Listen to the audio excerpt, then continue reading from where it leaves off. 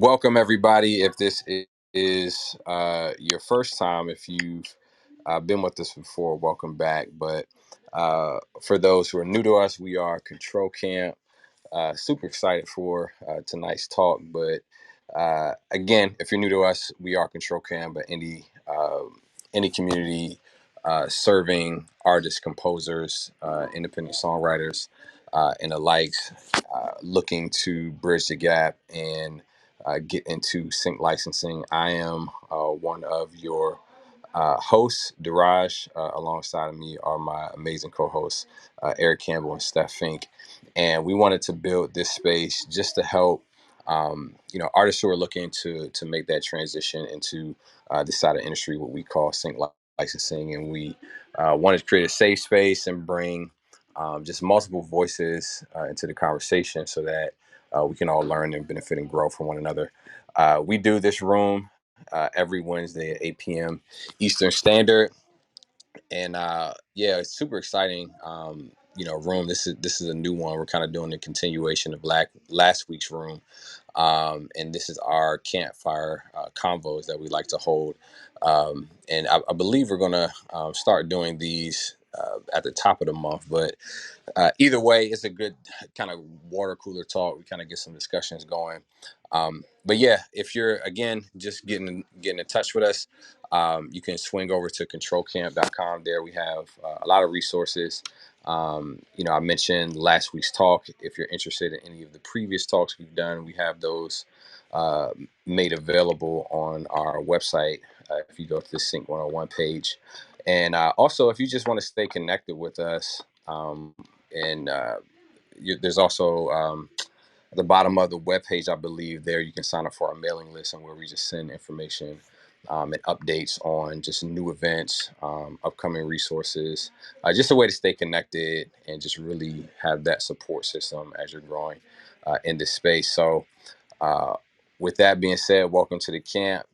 Our campfire convo today is where's the money at? We got two bags up there. Croatia said we need a couple more, so we trying to figure out where the money is. And we started this conversation like at the tail end of last week's talk.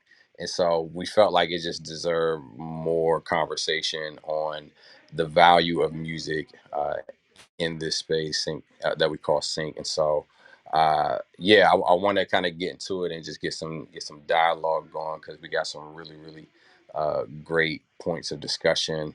But first, I'll kick it over to Eric or Steph if you have anything else to add before we get started. I got nothing. I'm excited. I'm just pinging people in. That's all. That's all I'm doing. That's awesome, though. That is awesome.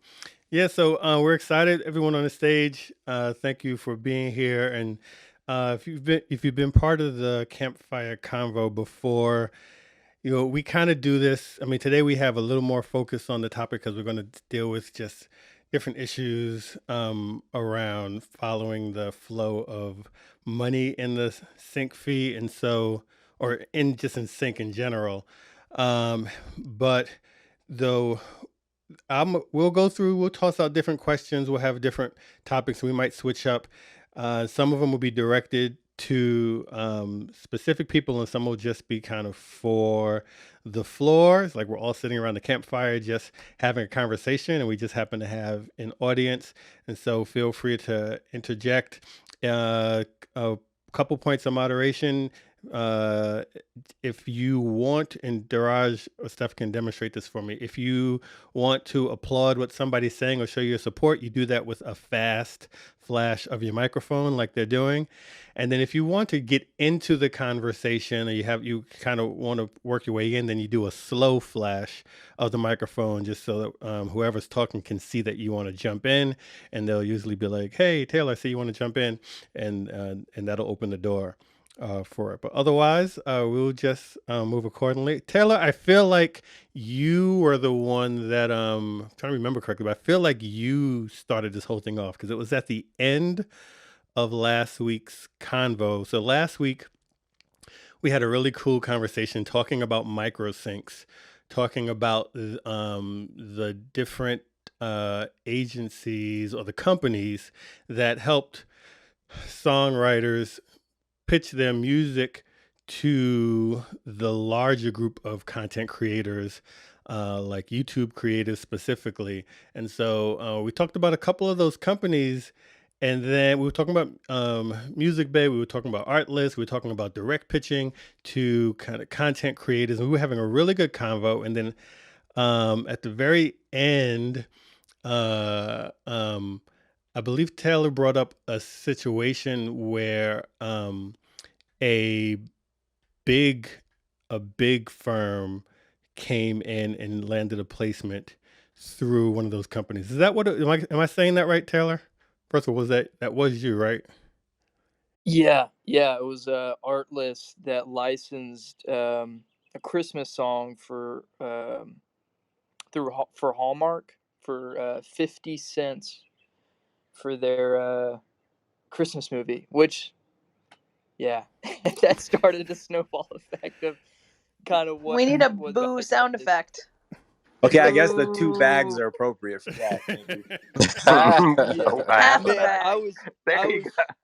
I was so just shaken by the whole thing, because a lot of times whenever we get syncs like that, we'll find out through like other people because people like noticed it or whatever, and so this is kind of one of those situations that it just kind of cropped up from us actually being on a playlist on Spotify, because it was like a Hallmark playlist, or like somebody titling it like those soundtrack playlists. And so we found out through that, and I reached out to Artlist, and I was like, hey, I know that you guys are getting into more enterprise licenses, which is what they call traditional licenses. I was like, is that through that? Was that one of these? He's like, no, that was just through our subscription. And like every year, whenever our royalty report comes in at the end of the year, they take all of their the money that they've made, and then they spread it out against all the downloads, and then you get like a download value, which is like anywhere from 40 cents to like 70 cents based on how they perform that year and the activity.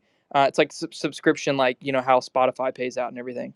And so we found out that the value of the download was around 50 cents. It's like, so they licensed this song for 50 cents for Hallmark? It's like, am I getting that right? And they said, yeah, that's how they licensed it, which is just, I mean, absurd. And Steph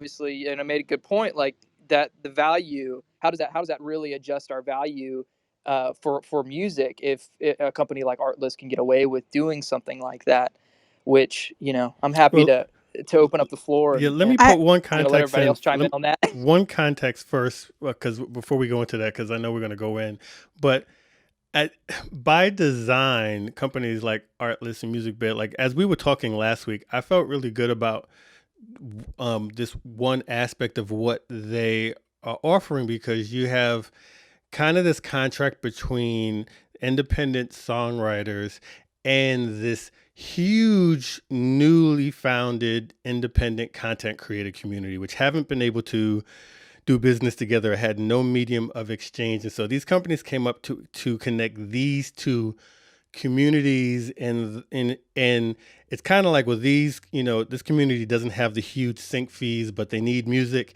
and independent creators need more options. And so in exchange for this lower sync fee, you might have sync fees from $20 to $50 to $100. You're exchanging that for an exponentially larger amount of sync. So you have the opportunity to sync a song to 100 or 200 or 500 different creators using your songs. And so that's the spirit in which these companies were created. But then if you're going to now open that medium of exchange up to people who clearly have big budgets and operate in a different realm of business, then how fair is that? What does that do for the music? What does that do for valuing or devaluing the music? And so I just want to put that context out there as we go in. And Jess had she was flashing first. Yeah, Taylor, I want you to know that Condé Nast, we don't work with companies like Artlist because they don't have the capacity to negotiate an agreement, and their generic licenses you buy off the website don't cover a large scale media company's typical needs. So that's like a huge red flag. And I'm hoping that you got some kind of cue sheet PRO royalties from that. I don't know what their setup is on their site. But I want everyone to know that larger companies don't typically work with them because of what Eric's saying, is that they're really meant for these independent people making really small budget productions that you're not losing out on. And I didn't even know, like, we can't even work with them. And I have to tell these like third party producers who want to use something like those catalogs that we can't. And from my perspective, it was more so because of the terms and conditions, and I couldn't negotiate to cover our media terms. But I had no idea that it was that bad that you're getting 50 cents a placement. So um, I that sucks. I don't, I know I missed last week, but I'm very curious, and I don't know if it's part of the conversation later, but like, what makes the artist want to sign up for these websites? Because I don't get it. Like, why don't you have a regular sync rep to negotiate per every use kind of thing, and capitalize on the sync? I don't know. That's crazy. I'm shocked. She shook. Taylor, I don't want to stick up for Hallmark or anything either.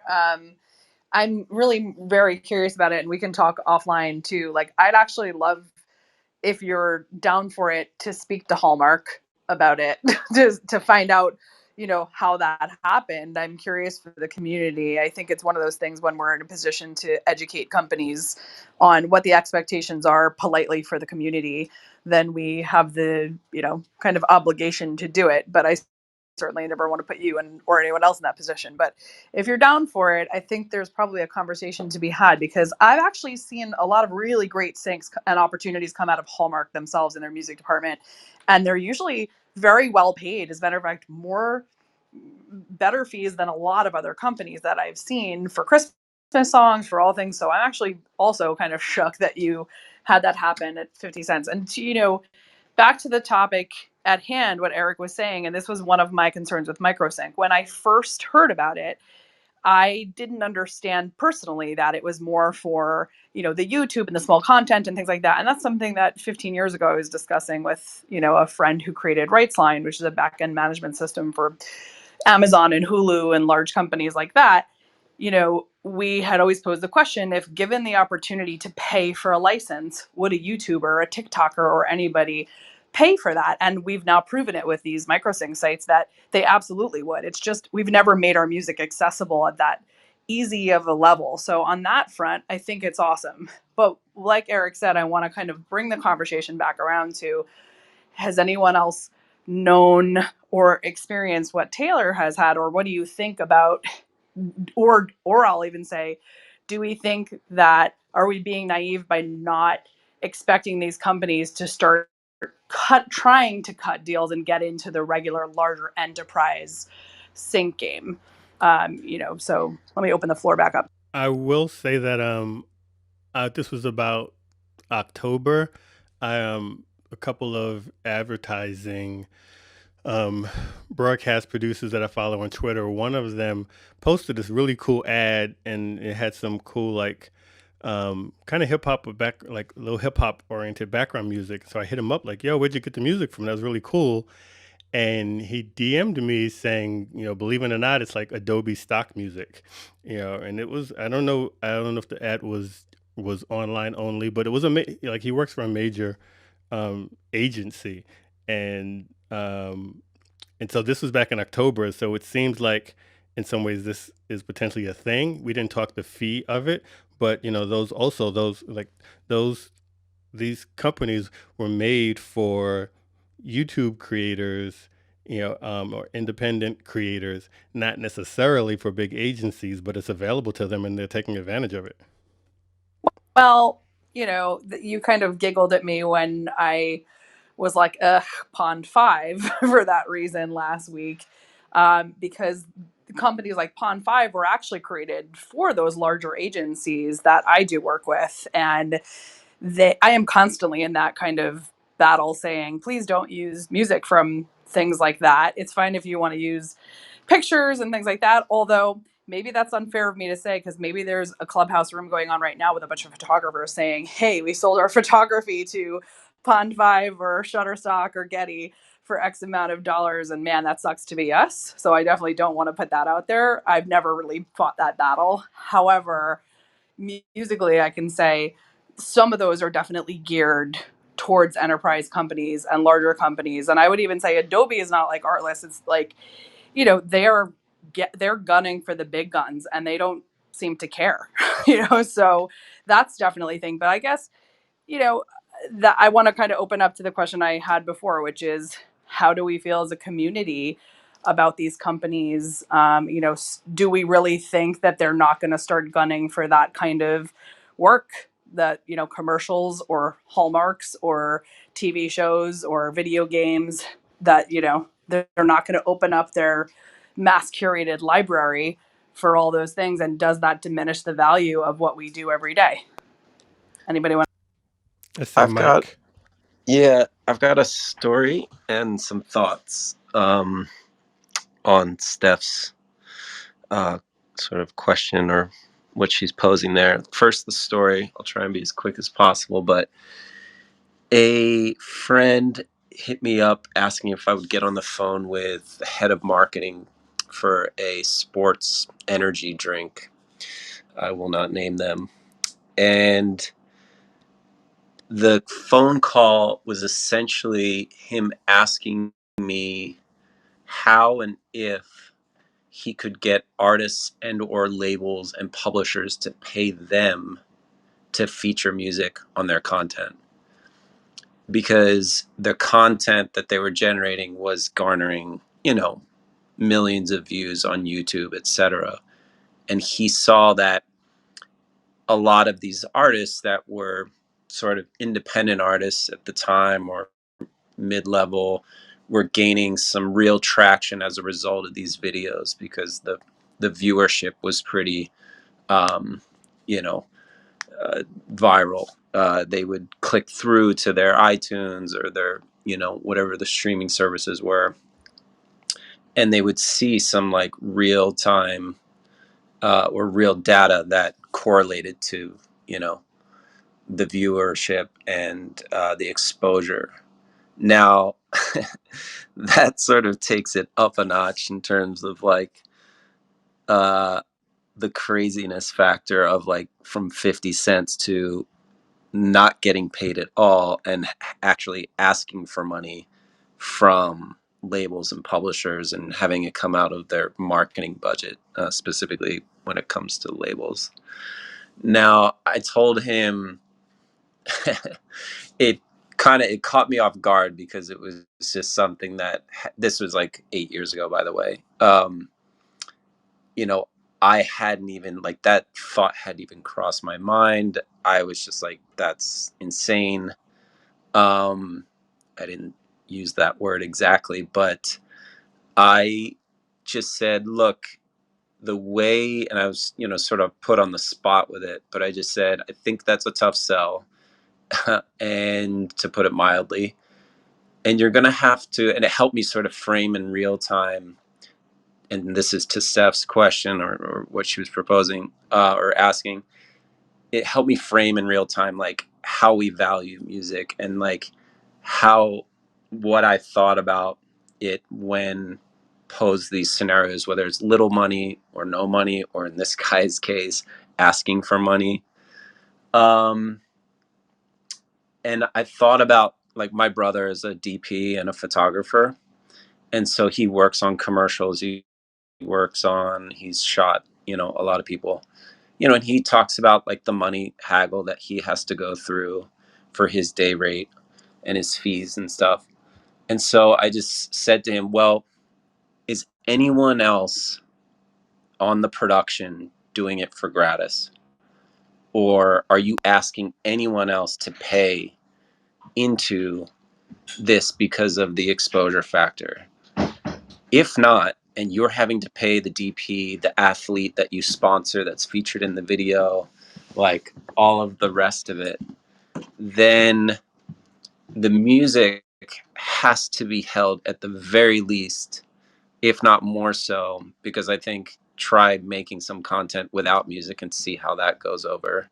But at the very least, you have to value it in relative terms to everyone else that's involved in the production, the director, the athlete, the DP, like I said, sound, grips, whatever. Like of course there's a sliding scale, but music in terms of what it brings to the value of that production has absolute value, and you have to recognize that. And any kind of clever way of sort of trying to monetize this situation is like a bit out of line. And I said to him, I was like, well, then if you're seeing a direct correlation of like sales, then call in an advance against their future sales and just pay them the money up front, and then we'll just call it a sync fee. You know what I mean? Like, so if that sort of, I don't know, those are my thoughts. That's my story. Mike, I just thought I'd throw that out there. I love, Sorry. love. I'm going nuts over here. I love what you just said. And not even as recently as today, Daraj and I were having this conversation. I've had it with Eric, I've had it with other creators. My question with content creators that we work with is, I had it with a huge brand / production company today.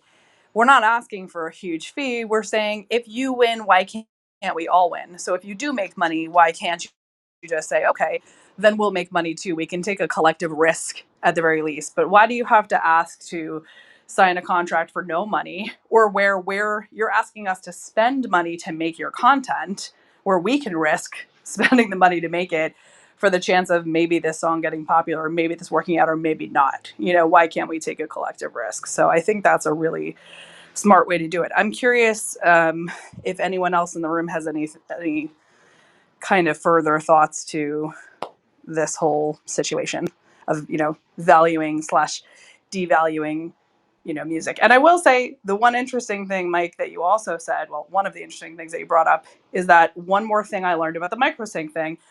It actually sounded, from what I can learn from our last room, was that if you're an artist and you're really trying to get your music out there, even though you're not, getting paid a ton of money, it could mean, like, actually Psychosis actually has a lot of streams. And I believe he said, and Psychosis, tell me if I'm right or wrong here, that some of that could be contributed or attributed to you getting some exposure through these sites. Is that actually the case, or am I making that up?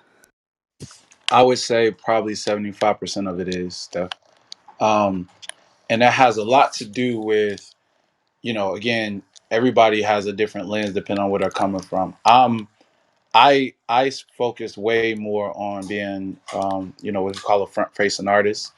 And so my opportunities, like for writing for Sync or writing for briefs, hadn't been the bulk of my profession as an artist. It had been mostly creating songs, albums, and then trying to release those albums to, my fan base, and then try to do shows and tickets and sales and merch and those things that a lot of us do.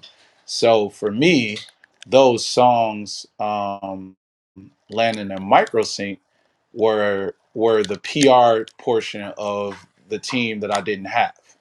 That was the validation that most artists are looking for. Like, how do you make people realize that your music is worth listening to? Because you might feel like it's dope, and they might feel like it's dope, but a lot of people might be like, well, if we haven't heard of you or nobody else is talking about you, then how good can it be? And that's the issue, insecurity, I think, that almost all of the artists go through.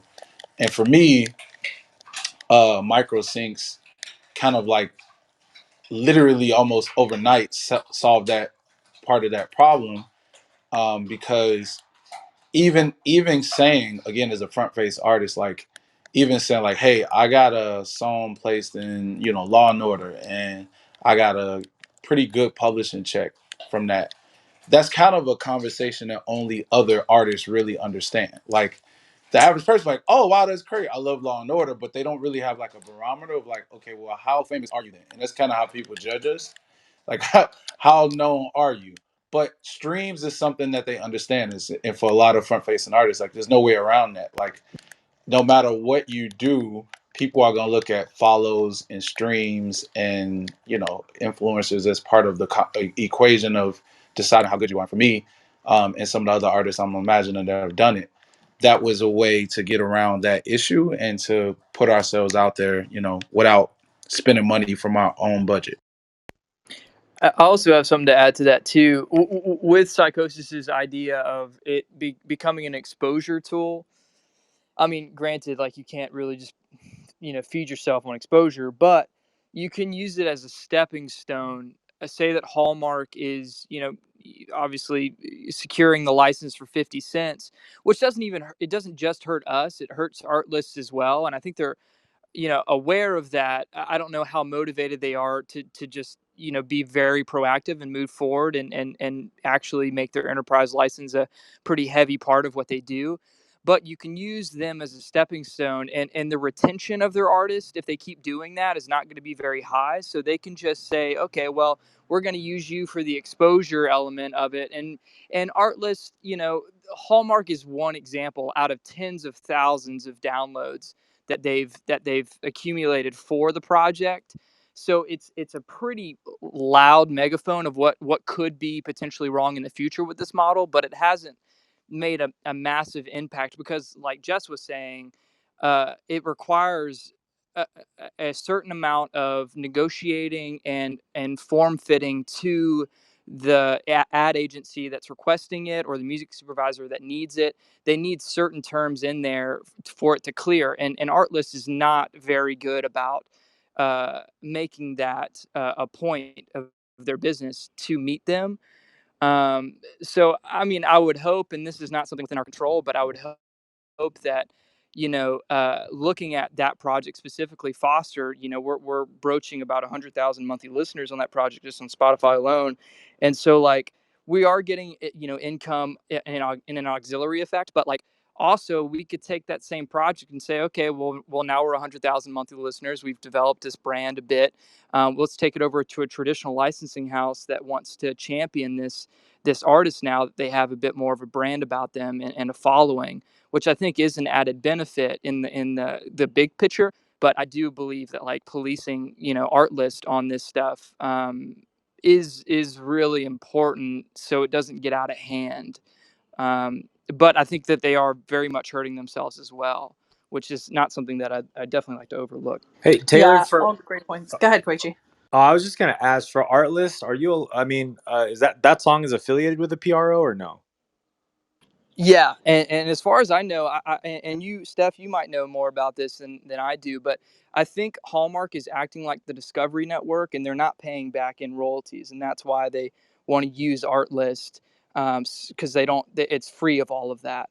But I could be wrong, and maybe certain placements are like that, and certain placements aren't, or maybe it's just all placements are. But Yeah, some of the Microsync. I mean, I remember Epidemic got into like a big scuffle about this because if you're on Epidemic, you're not allowed to have anything that's on their catalog be affiliated with a PRO. So, no, it's on PRO for sure. okay, but they're actually letting you like do that. Yeah, you can Fair have enough. it on the PRO, but Artlist and what's the other one? Music Bed, they do not. Their agreements do not require payment of any back end royalties. You're getting a royalty-free license. Correct me if I'm wrong, but Yeah, they're doing it like the gentle way. I know Epidemic got into it because like they will straight up tell you cannot have it on a PRO. Like, and Yeah, that was like a big thing. So and Music Bed and Artlist, you can have like back end royalties. It really is just up to the network that has it. And again, I don't know. And I reached out to my administrator because MusicBed does have something in their contract that says we will administrate if we decide to, and we get 15% of that. But they've never triggered that. So we have an administrator that hunts down all those royalties. But from what I remember, and I'd have to look back in my email, I think they said Hallmark we couldn't actually get any back end royalty on that either, which stung quite a bit more. But yeah, it's a whole conversation that it's dumbfounded me for sure. I Jaden want to was. say, Oh, go oh ahead. yeah, I was just gonna say I wanted to get into this, but I saw Jaden. Or thanks, Eric. I saw Jaden. You had your mic off for a minute. Did you have something to add? So many things. Um, so I'm someone who has seen and works all sides: micro licensing, traditional sync licensing, huge brand campaigns and big fees, custom stuff, all of it. And I engage in all of it on a daily basis through different avenues. Um, I have been joking with some of my colleagues don't hold your breath as I say this, but that it sometimes it does feel like we're getting to a place where we're going to be asking to pay companies to use our music. And that's not going to happen, or it's not happening, but it definitely, the landscape is changing drastically.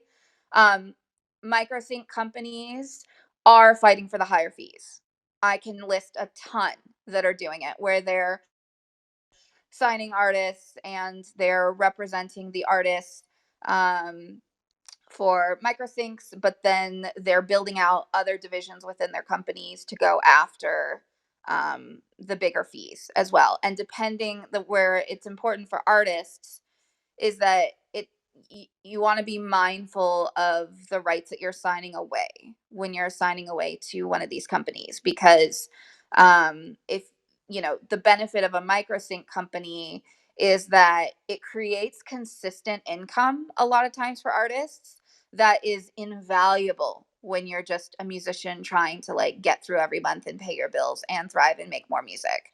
So microsync, in my opinion, has like a huge value just in terms of creating a more consistent bed of music versus trying to go after the bigger syncs and crossing your fingers and hoping for the best.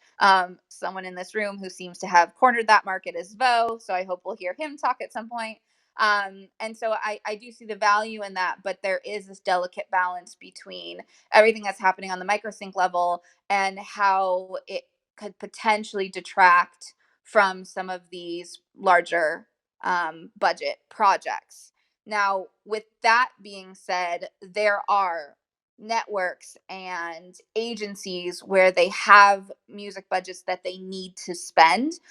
So maybe they aren't going to go out to a music bed or an art list because they need to spend the money, because A, they still value music, but also when you're not spending the budgets you're given, it gets taken away and everyone knows that. So that keeps all of those like bigger budget projects and the money going towards the musicians and the artists in circulation, which is amazing. Um, but again, it really comes down to the artist, and this is something that I said in the talk last week, which was, maybe you take some music and you sign it with microsync companies, and then you take some of your other music or a new album and put it with a traditional licensing house, as Taylor calls it, so that you can do both. You can have the blanketed income coming in every month that's a bit more consistent while also be fighting for the higher fees. um, and at the end of the day, um, the thing to remember is that while the landscape is changing, there is so much new technology and new ways of making income that's emerging. And it's something, there are new income streams that are available now today, and more that will be available in a year from now and 5 years from now for artists to capitalize on and move into, to where like on the days where it may feel a little bit discouraging, just in terms of potential changing landscapes, there's also so much opportunity on the horizon in general for artists. So the last thing that I wanted to say is, first of all, really just what it's really going to take is holding the line, and holding the line collectively, like musicians holding the line and the integrity of music, and really fighting for the integrity of the artists and getting paid, but also like people at different companies. And I've seen it, I've worked at publishing companies, I've seen the publishing companies themselves stepping up saying, no, no, no, no, music has value and needs to be recognized. Just because you're a business person at a corporate level who's never engaged in music and you're looking at the bottom line, like, we're here to remind you of the importance of that. Like, there are publishers and labels and music companies and independent music supervisors fighting for the integrity of music.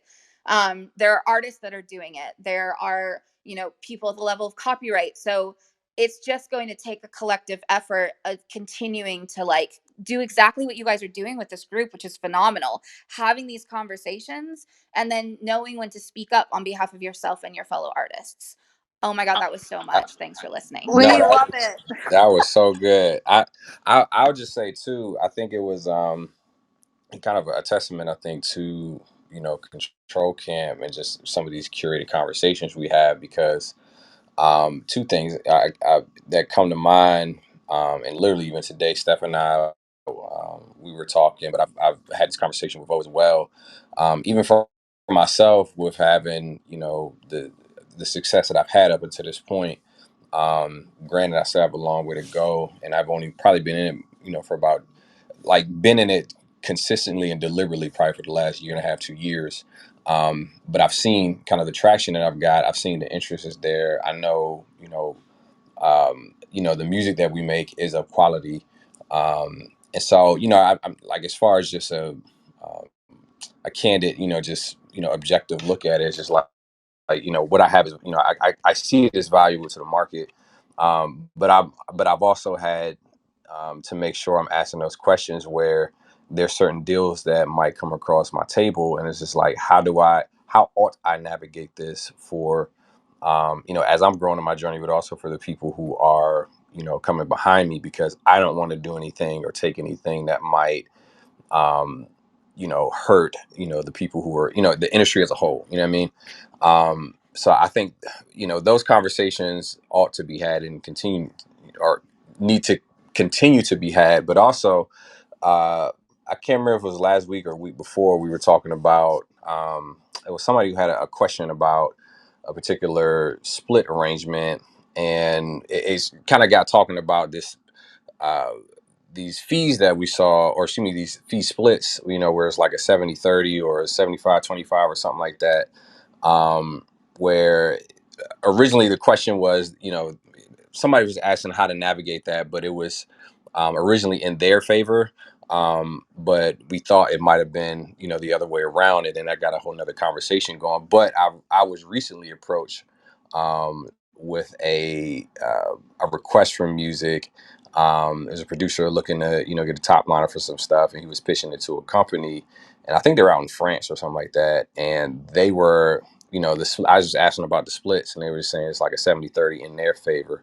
And I was just like, literally after just talking about that, in control camp, it kind of came up like the week after. And I was able to just kind of politely just, reply back to them.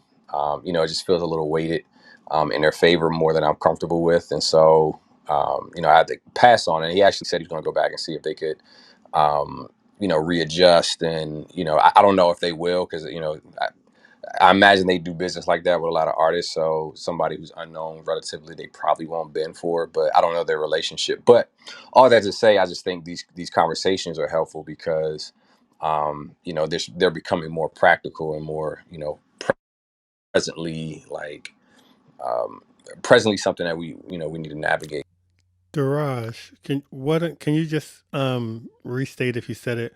What kind of company, without saying the name, but what kind of company were they that was offering the 730, and what area was it? Ads? Was it video? Was it what was their focus? I didn't do a very deep dive into their company. I can't remember if they were an agency or if they were a publisher. I'd have to look back, but I just saw the split and I was just like, yeah, I couldn't get much further than that at the moment. You're like, I I don't think see this is nothing else. Yeah, I think this is probably a really good time to kind of speak to two things that Jaden and Daraj were just saying, which is Jaden said something we hear a lot in this room called holding the line. And ironically, it's something that's in our favor that we are often, myself included, pissed at publishers about because sometimes it works not in our favor where a publisher is what we call holding the line. That means they're setting and keeping a standard of a pricing or a way they do business across the board, so that when someone comes and asks them for something ridiculous, they'll set a floor or something like, for example, I want to license a song from Universal Publishing, and they'll say, we will only do it for $5,000 and up. We are holding the line. We're not going to do licenses for anything for less than 2,500 aside. We're not going to give you a $500 license. I'm not saying that's where there is. I'm just saying that's an example of holding the line. And what Jaden and Daraj was also just saying is that he held the line for his standard in our community by saying, I'm not comfortable taking this 70-30 deal. And if we all say, hey, we're not comfortable, and the best people especially say, we're not comfortable, doing that because, it's not fair.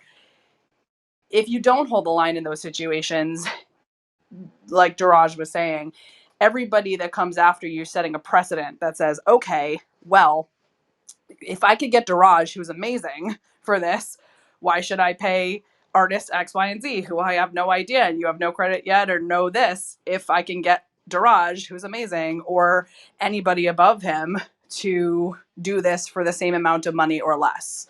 So that's an important thing. Sometimes we get pissed at publishers when they do it because we might want to clear something really easy and fast, and they're like, nah, we're going to hold the line just because they feel like it. And sometimes it doesn't actually benefit you. But in these circumstances, it's absolutely critical that, you know, we kind of do that and set that precedence, because just remember, whatever shitty deal you sign today sets a precedence for that company to say it's okay to do that because artists accept it, and then the next people behind you, which is why I say try not to sign shitty contracts. To the other thing that Jaden had said, which is really important, is check your contracts, read your contracts. I was appalled for the very first time in my 20 years on Earth. I saw a contract today that shocked me, and not much shocks me anymore. But I saw a contract from an artist that comes to this room frequently, and I read the contract, and it said, we're going to take your song for a low amount of money up front. It's not a Microsync company. It's a, you know, large publisher. We're going to pay you X amount of dollars, which is not high fee on the front end, because here's your writer share. And if you read it, you know, not too carefully, it looks like here you put the writer split in, it's all there. It looks like you're going to get good back end. And everybody who tells you to sign to this company would say, hey, we get huge placements. You get really good back end. If you read the very, very, very fine print on the 4th page of that contract, it actually says, we might do blanket deals, kind of what Taylor was talking about before, with some of these PROs or with other companies where they're not paying writers royalties. And if the company that signed you, or if we decide to do one of those deals, you may not receive your writers royalties. So basically that means you've just signed a contract that says you're not going to get very much money up front, and you may never actually see money on the back end. So there's a lot of tiny language in the back of a contract that you have to be very careful. And the way I expressed it to this artist was, it's worth in that situation hiring an attorney to look through that language for you, because maybe you spend 500, 750, even $1,000, which sucks when you might only be getting $500 or $1,000. But to educate yourself like that, or to know what you're doing, is priceless, because you have to ask yourself, I don't believe in shitty songs. If you're a good writer and you're writing good songs, they all have value. I have seen many contracts over my time where my artists had signed to killer tracks or those kind of, you know, things where they call up and say, oh man, I sold this song to them 10 years ago when I didn't have any money, and I'm so sad I made the deal. I just saw this song on the Olympics, and it's a fucking massive placement, and I'm not getting any credit for it, and I'm not really getting any money for it because it has some kind of blanket deal. So you have to ask yourself and treat every single song, how would you feel if that song gets a huge placement, like Hallmark, like the Olympics? Maybe we don't compare the two, but whatever that placement is for you on your favorite TV show, your favorite movie, your favorite video game, if it's in, you know, Fortnite and you got 50 cents or no dollar. So consider those things when you're signing contracts and giving up your songs. I Steph, you mentioned a lot of things, but wait, I just want to point out that there's a phrase that doesn't get used in the music industry a lot that you're actually hinting on. Is called collective bargaining. And I always wonder what people's stance is on that in the music industry, because that's exactly what holding the line is. Collective bargaining is saying we won't agree if you don't agree, and we all have to have a certain minimum standard for whoever we're working with. And just wondering what you guys' take is on that, of the possibility of that ever happening for writers and producers and composers in this community. Talking about unionizing, right? Yes, that I know that's a dirty word to some people, but collective bargaining is No, it's not a is what I'm calling it. dirty word. I mean, there are like supposedly songwriter organizations, but I think for the most, my personal opinion, a lot of them really tend to more represent record label interests. I don't know that we really have a lot that are really purely songwriter interests, and so we don't really have an organization. Um, Um, Was that Jaden? Sorry. Yeah, I can add to that. So the music lord himself, David Israelite, is one of the few people in our industry who's fighting on behalf of songwriters specifically. And he has a background in politics, is a really interesting person to follow, all of the work that he's doing, but he is one of the voices and advocates for songwriters themselves. So if you know this is something where artists want to figure out ways to get involved or just connect with someone who's properly representing them. I'm sure there are so many, but he's one of the more well-known ones in the industry. I think he's still like the president of the National Publishers Association. But that is one voice that is fighting properly on behalf of songwriters, from what I know. And I don't know him personally. I think to me the reason why I bring it up, and that's a great resource, Jaden. The reason why I bring that up is because it kind of sucks in a way because it pits artists against other artists. If we say, well, hey, you shouldn't take this deal or this offer because that doesn't benefit me in the long run. It kind of like, well, obviously we're all in different situations. Well, I think we should be putting the onus on these companies to have a minimum standard of how they treat all of us and what money they're willing to pay all of us and what resources or what opportunities all of us get, which is kind of what like the whole point of collective bargaining is. Because you might have one union worker, if you will, being paid $30 an hour, and you might get somebody else saying, yeah, I'll do that job for 20, no problem. But that's the whole point of the union, to say, oh, that job is protected. It can only be done by people who can do it at 30 an hour. And like that's the type of thinking that I think will have to happen in order for this large discrepancy of who actually gets what money to change. I think that's. Oh, go ahead, Tommy. Yeah, I mean, I'll give you an example right now where it gets a little more complicated than what people might think. Right now, I have an artist. We just had a #1 on Billboard. We're trying to make a big push. Whether we just got 2 placements with Netflix this week. Got a situation where both of these songs are songs that I don't think that I could use in any other way. They're very, very specific. Really weren't that sync friendly, but all of a sudden Netflix picked up 2 songs. We did a combo deal. It was a little more discounted than I would like, but because of the timing of how we're going to release another one of her songs, business wise for the artist, it was a very wise move for us to sit there and try to get this momentum at this particular time. So I was willing to drop our price more than we normally would have.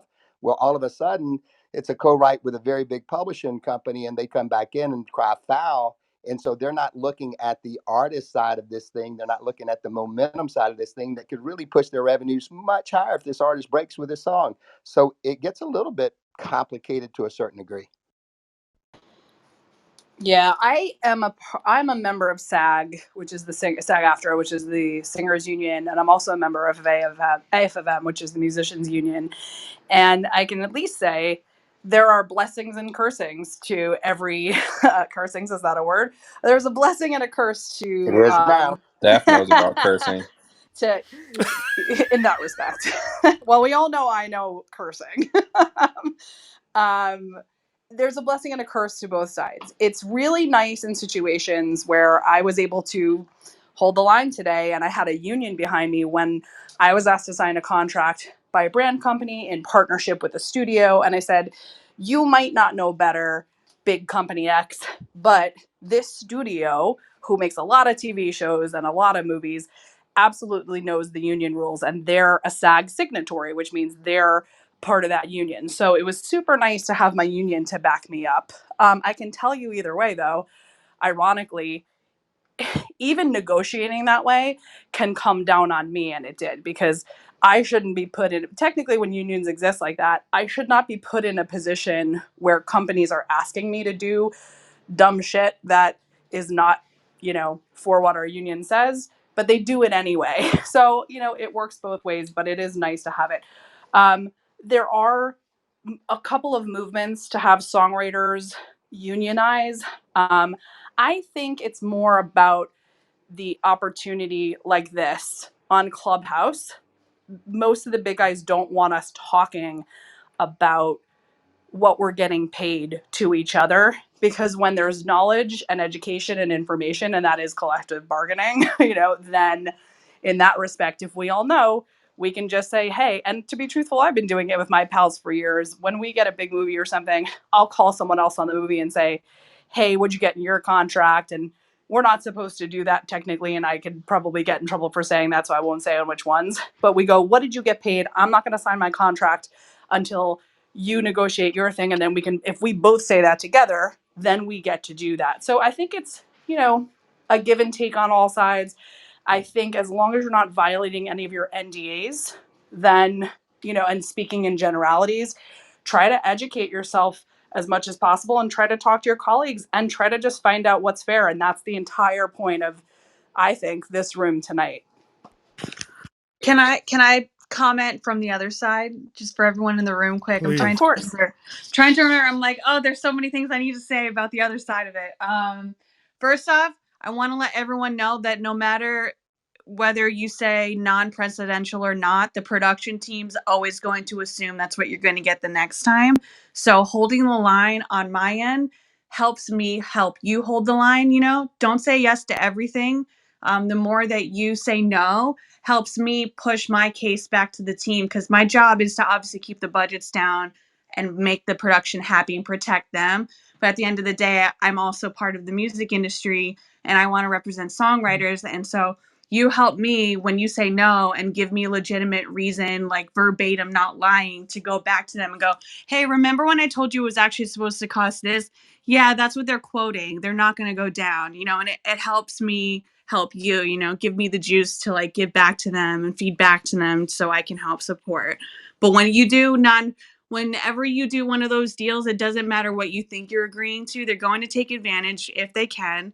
And it does set a precedent, even if you say non-presidential. They will still expect that every time going forward. Jess, Just let me know. that is so huge for a couple of different reasons, because, and we'll probably come back to this in depth, but a lot of new songwriters who are, either they're getting into direct pitching or trying to, the thing that we're all worried about is how to price. And so, especially if you haven't done it before, or somebody comes to you and they're not giving you a budget, they're saying kind of what's your price. And so, one strategy that people might think is, okay, well, let me come in here, either go low and not go too high. It's my first time, plus I want the relationship, and as I get the relationship, I'll prove I'm invaluable, and then push everything up. And you're saying that doesn't work in general. Would you agree with that, Jess? That strategy, that mindset isn't really helpful? Yeah, I mean, hopefully, I would hope that if someone's coming to you with an opportunity, they know what their budget is. Honestly, every once in a while, my team will ask me to go out and clear a song without any kind of budget.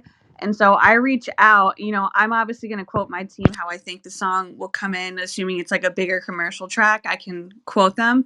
But I try to get them like, well, what do you want to pay? They'll be like, can you try to get, they obviously want everything for free. That's how everyone operates, which is why these companies are talking about the start of this are so popular.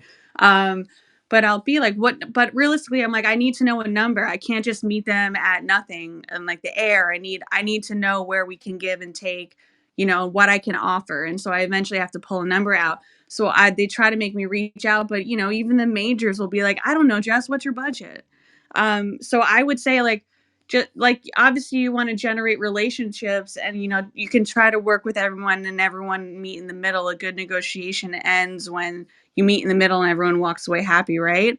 So, if you're building a relationship and you want to do them the solid, like you pick and choose your favors. Like, is this the favor or is something better going to come along? And that makes more sense for the favor, without overquoting them and underselling yourself.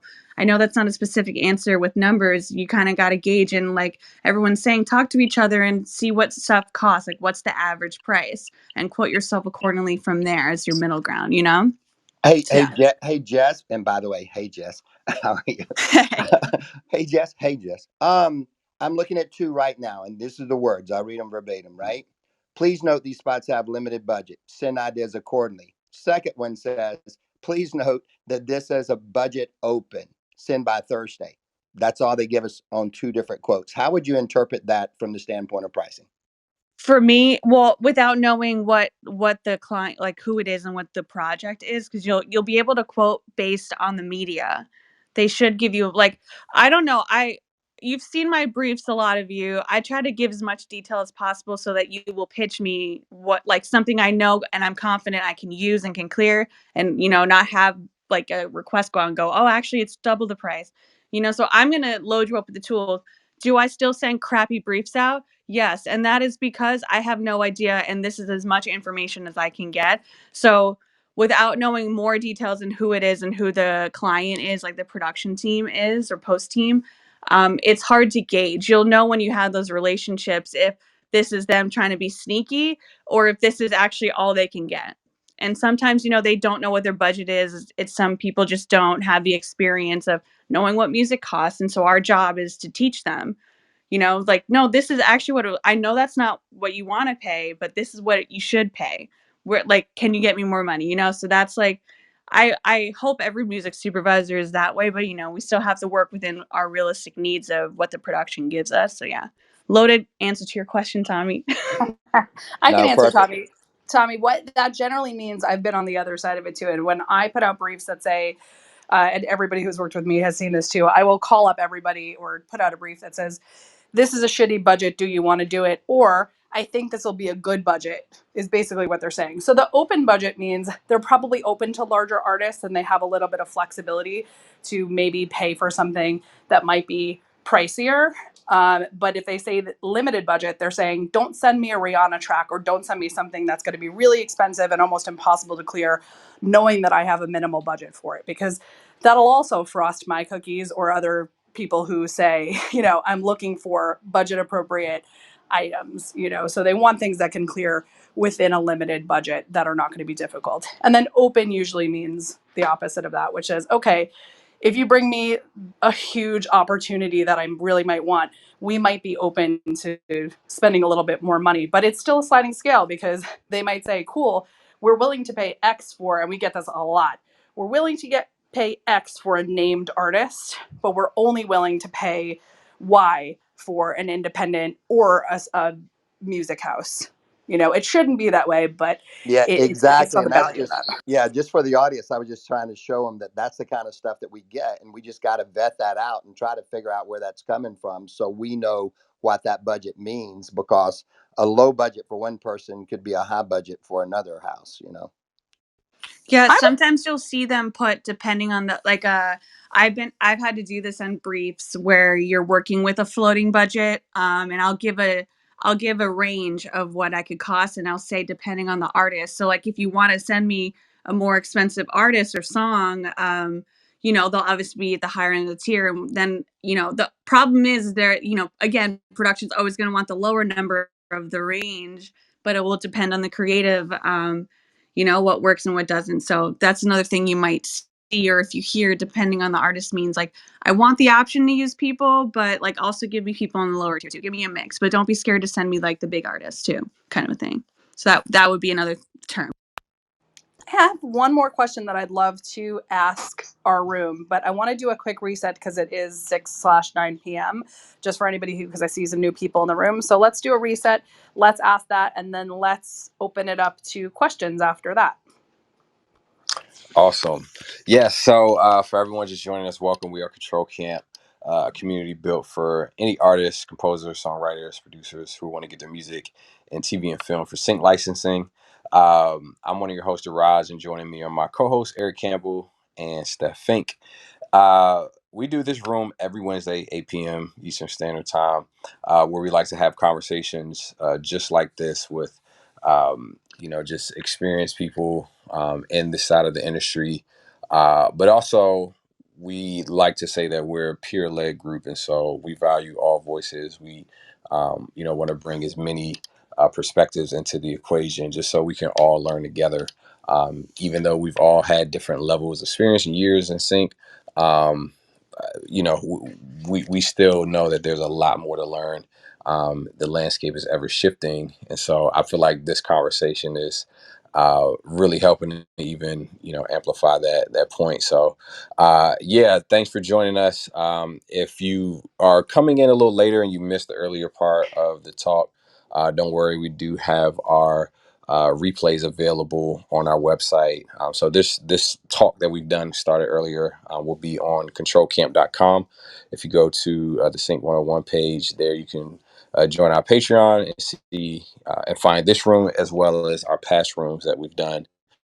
And in addition to that, we have some PDF resources available to help everyone in the journey. So go ahead and swing over.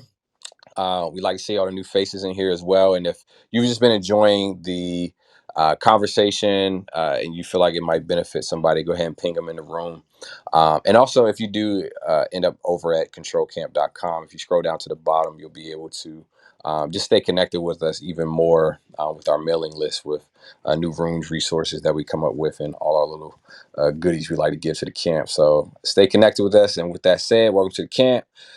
Today we're talking about where the money at, how sync is being valued now, and how we need to be thinking about it in the future. So I want to keep this conversation going. It's been really, really, really good.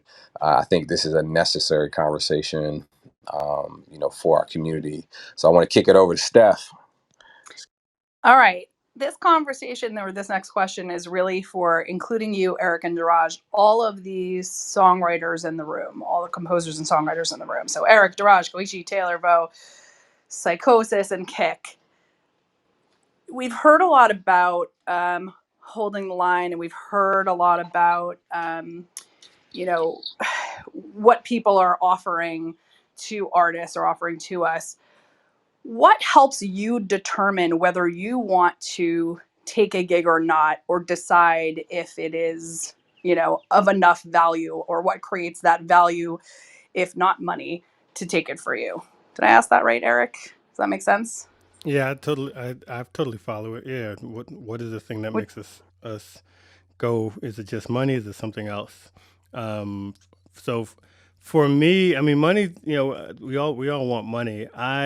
I've always valued relationships as much as money, and seen relationships as something that is as valuable as cash. So I think for me, I measure every transaction based on, is it paying me a certain amount, or is it getting me access or a relationship, or access to something I wouldn't have access to a network that I wouldn't have had access to, some opportunity, whether it's promotion or that elevates me status wise in some way. So I have a couple of layers that I lead, but I think, and all of those layers ultimately lead back to cash. It has to be cash now, or I have to feel good about the cash that's going to come in the future. So money now or money later. I love that. What about you, Koichi? I think I'm probably in a similar situation to Eric. I mean, like it also obviously has to be on a sliding scale in terms of where you might be in your career, but I'm fortunate enough to not really take on gigs that, like, at least from a financial perspective, if it's just not within like a certain window, then yeah, I mean, I'll hold the line too and just be like, no. Now, I mean, in a weird shadow area, like I might still try to get that job to someone to be like, hey, like I can't do it for this rate, but like, can you, and try to pass something around if I feel like that'll be like an up move for someone as opposed to a down. But I love that. Can I just highlight what you said there? So Koichi saying Sure. that there are gigs, and I do that as well. And I know other people, a lot of people have gave me my first opportunities that way years ago, doing that, saying, this job is not for me. I can't do it this week because I don't have time, or it's just not for me in my career right now. It's not a priority for me, but could be a really great gig. I'm Jess Rawati sent me a gig that wasn't for me, but was great for an indie band just starting if they wanted to get promo. And I was like, wow, what an awesome opportunity for something else. So I highly encourage anybody in this room to not hoard gigs and that if you have the opportunity to pass something off, it karmically comes back to you. I promise it does. Go ahead, Taylor. So what I wanted to kind of add to this conversation is that for me, the artless kind of situation, because that's This is kind of like where the fire kind of started. But it was a backup plan, and the Psychosis kind of touched on this originally, but essentially Music Bed passed on the project, and that's where we house most of our projects. But and then we have boutique houses in LA and New York and such that also work with us. But the idea here was there was no other opportunity for this project that we invested ourselves into, um, and so we went with Artlist, and there were other opportunities. There's a Music Vine that says, and they do present themselves as like, well, we're going to value the copyright, we're going to hold the line, kind of this utopian idea that you can get this collective bargaining, these songwriters all together on the same page. But what I found whenever I was talking to the roster of artists is they were so unhappy with the value that Music Vine and these other companies were bringing, that I was talking to people that were over at Artlist, and they were so happy, and the amount of money that they were bringing in was just an amazing amount of money for what I believed whenever I was, looking at this specific person's catalog that I was talking to, was just like, all right, well, competitively, I think that there's a great chance that this music can survive and thrive here. But then you do have that one off, experience where Hallmark, uses and abuses the system, and so that's for me. I think I go where the money is, even though on the face of it, just off of that one experience, it seems like they're undervaluing, but overall their model has really brought in a generous sum of money. And I mean, go to the places that are going to bring you in the most money, and get the best value for your copyright.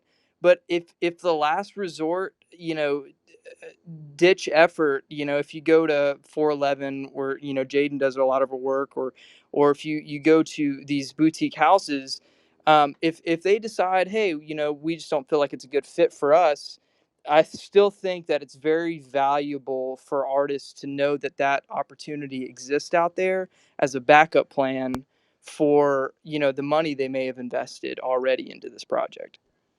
I think that's awesome. So to recap a couple of things, it's not it's funny because it always does come down to money, but it's where you can make it. If it's accepted in one place versus the other, and you want to create value, in the thing that you have already invested in, and if it's not, but maybe you try for some of the bigger fish first, and then you kick it down to, okay, well, it didn't work out here, so I'm going to try it here, and it didn't work out here.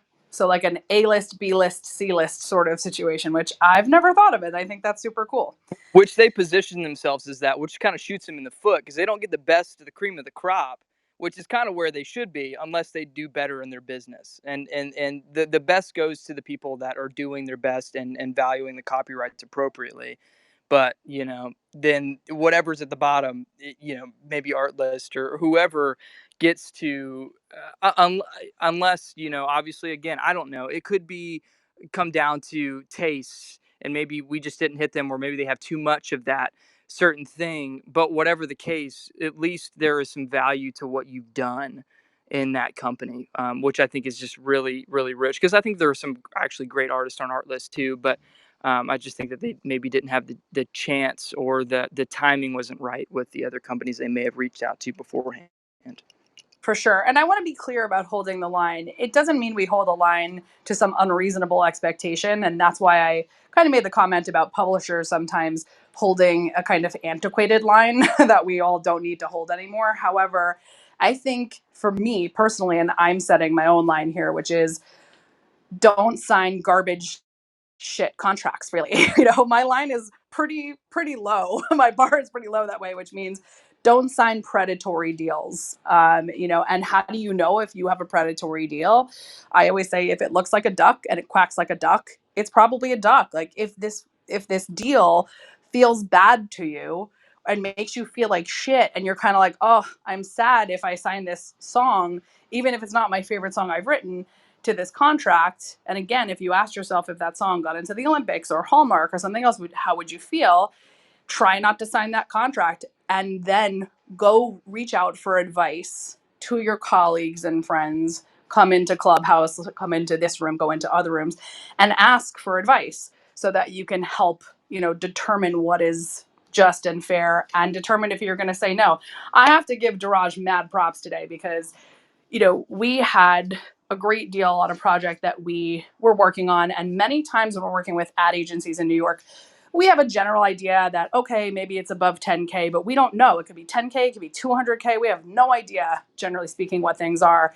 And we won a gig, and I was negotiating. And I said to Daraj, and I also said this to Eric because he's on it too, at separate conversations, man, I don't like what this company is trying to offer us. And I don't feel right about it. I don't feel good about it.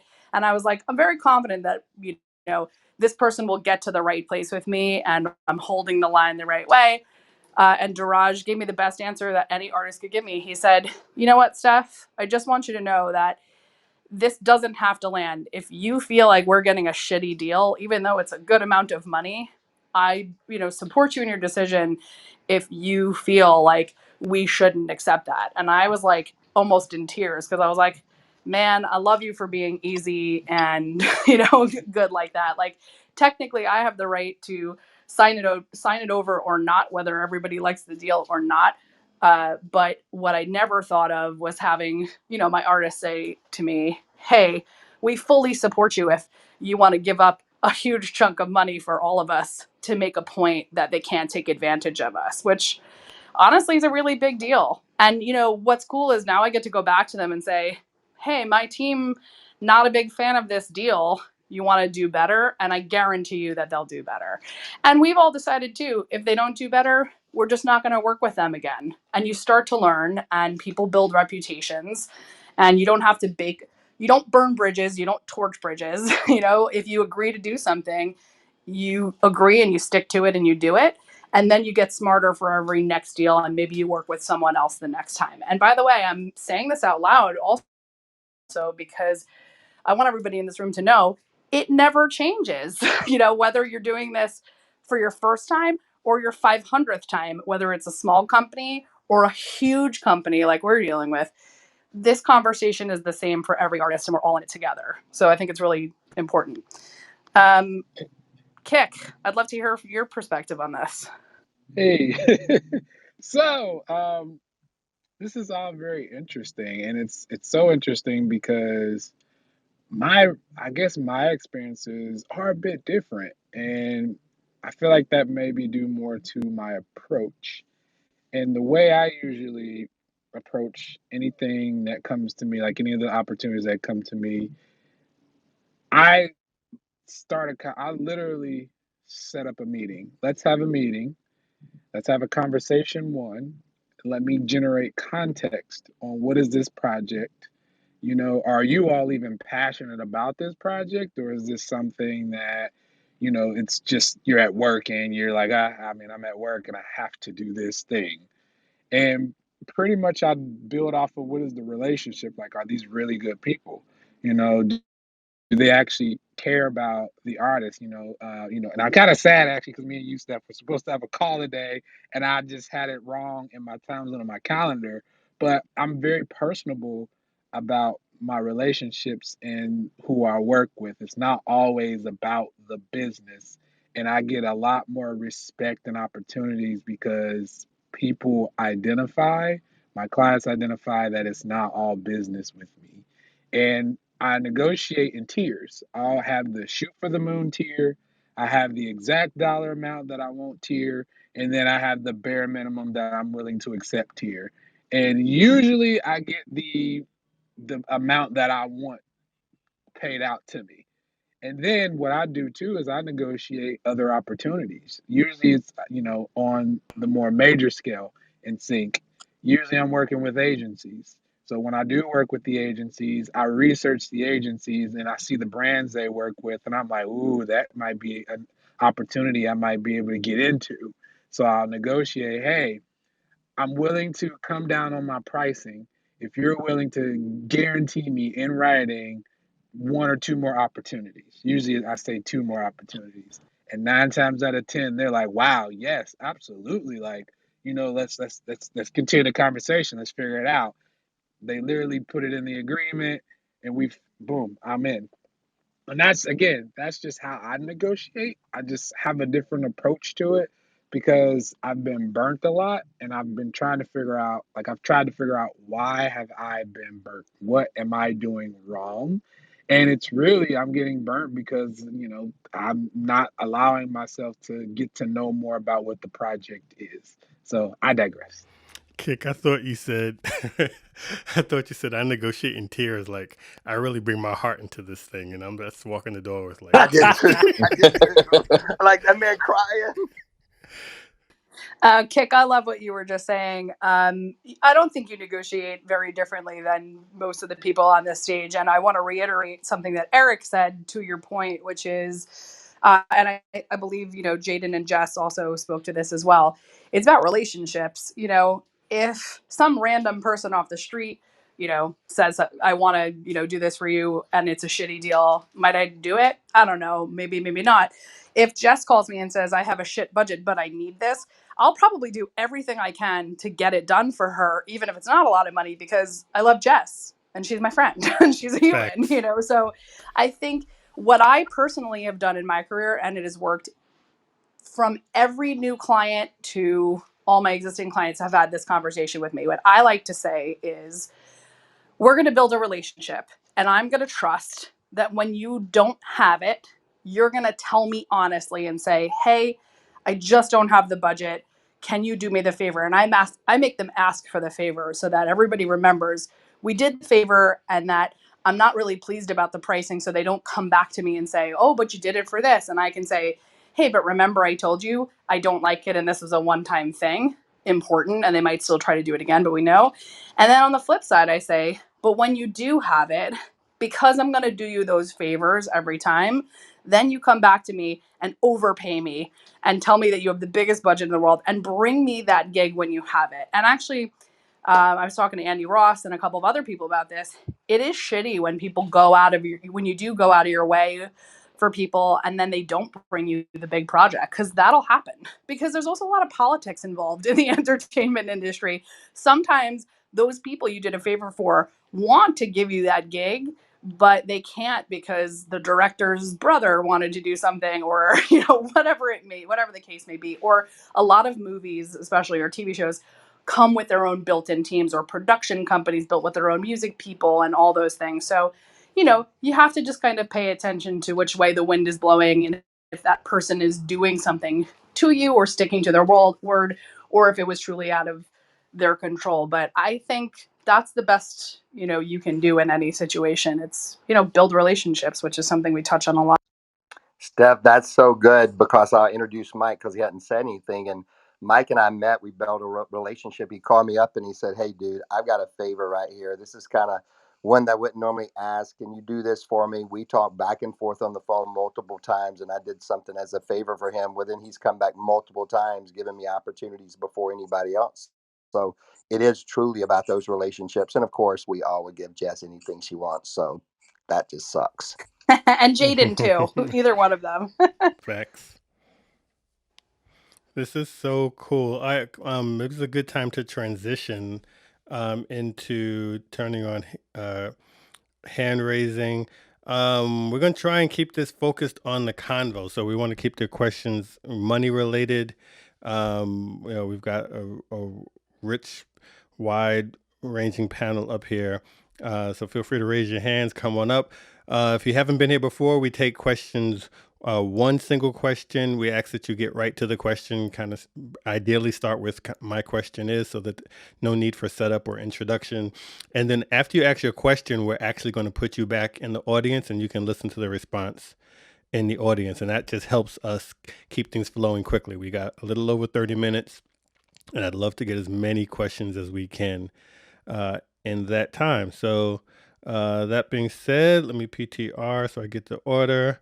And Daraj and Steph, can you guys moderate everybody else so we have a clear line? And we'll start with Kristen.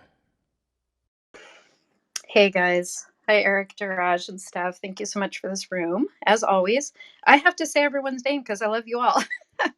Jaden, I love seeing you. Koichi, Taylor, Jason, Vote, Psychosis, my buddy, Tommy, Kick. So great to see you guys, Jess.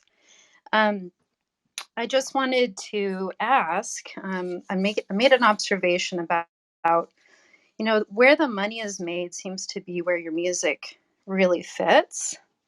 And I know there's like trailers, ads, TV shows, Microsync. It's all over the place. We know what our genre is typically. It seems to come down to research, study, clearly connections, and helping people finding you to help you pitch, to a reputable sync company, that kind of thing. And I'm just curious because it is a business too. Like we're artists, but we're also business people, and where you're going to make the most music, does it make or where you're going to make the most money, does it make sense to work it backwards and figure out your lane and hit that lane until you succeed?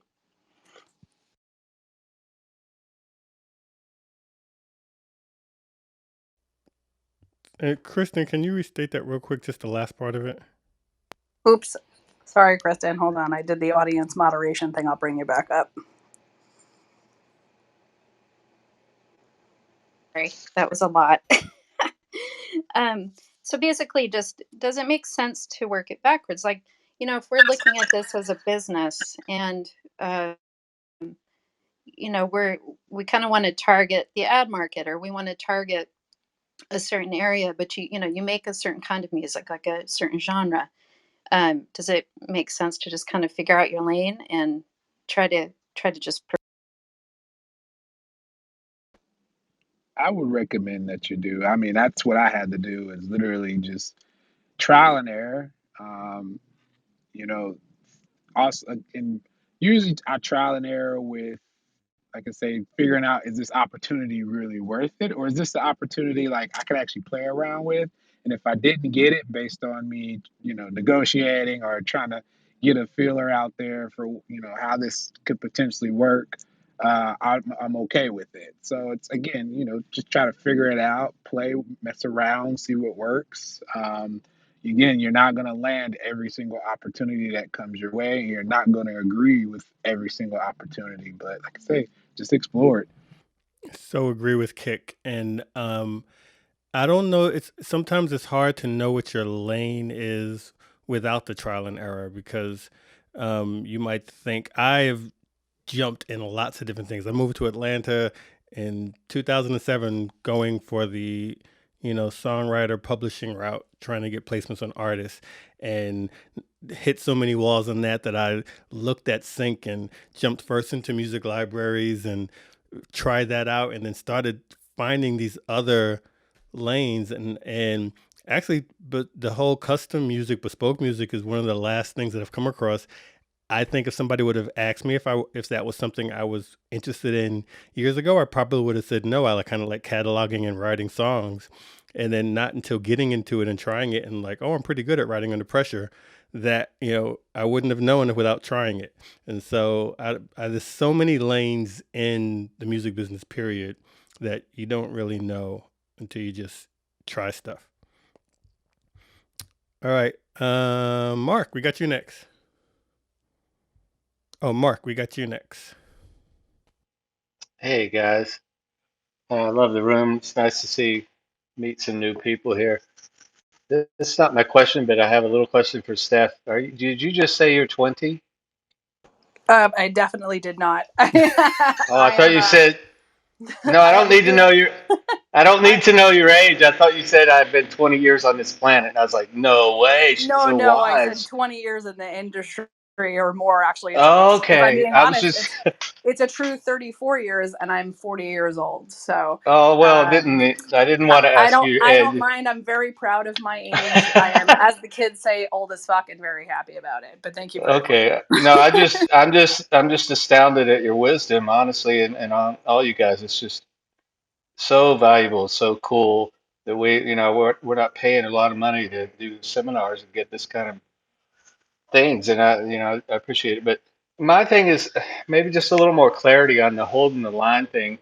because just really brief, my company that I started is a little over a year, and we're just kind of scraping, trying to get those first placements where a lot of people are, right?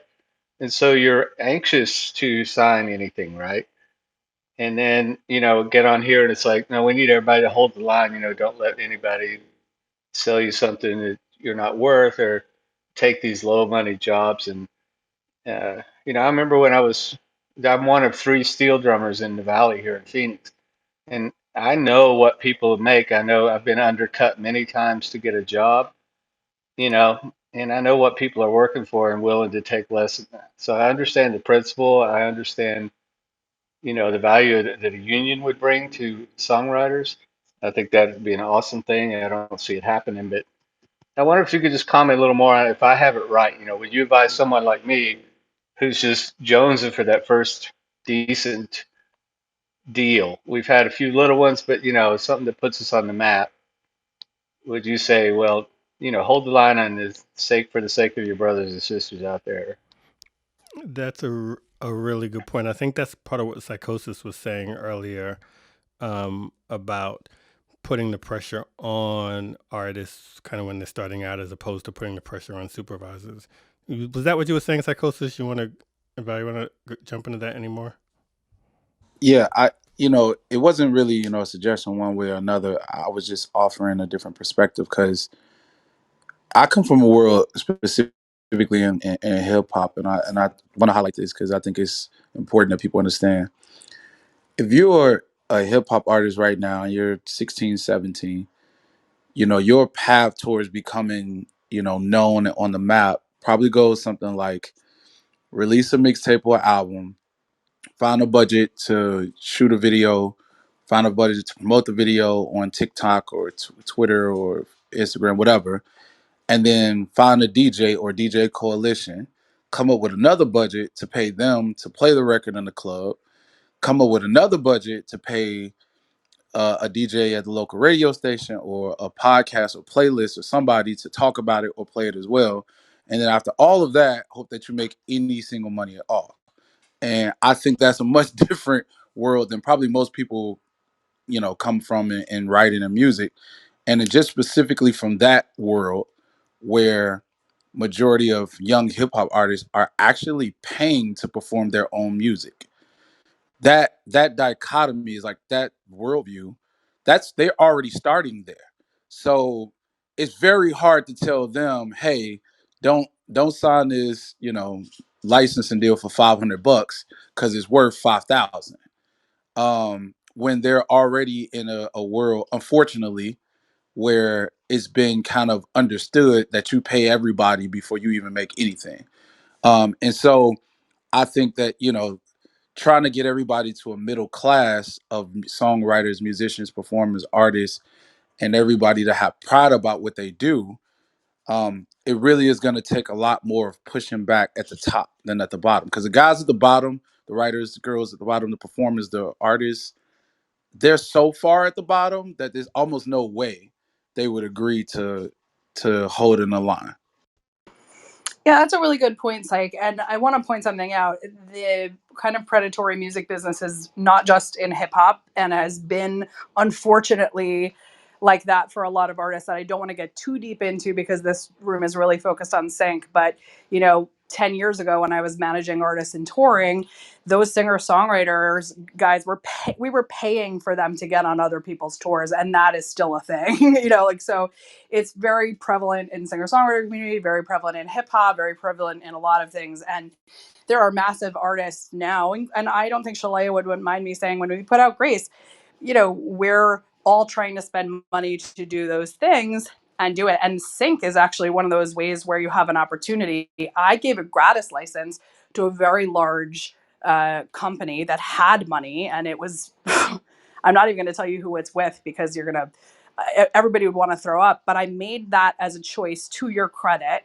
She's an artist, and what was important for her and for us, for her, was to get that song in the universe. And in that respect, Sync was a great opportunity to put a lot of eyeballs and potentially ears on the song to get it streams in the 3 months when that television show comes out. So there is all sorts of reasons for that. And, I kind of want to reiterate about holding the line, where I don't think we need to hold everybody to the middle class of it.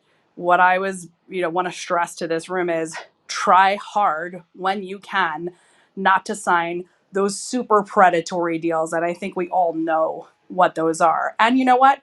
There are going to be times, and I think those should be exceptions rather than rules, where, someone doesn't have the money and needs to make a living and does that. But whenever we can, to a reasonable extent, I think the idea is to try to hold that line and to try to at least educate yourself and ask questions and use the resources that are available, because as Mark said, this room is free. So, everybody can come in here, and I think everyone on here has been pretty generous in their DMs, and like I said, I was advising one of the Clubhouse, kind of camp, control camp writers today about something, and that person was like, I couldn't afford a lawyer for this, and I was like, all right, well, next time call me and at least let's walk through it and decide.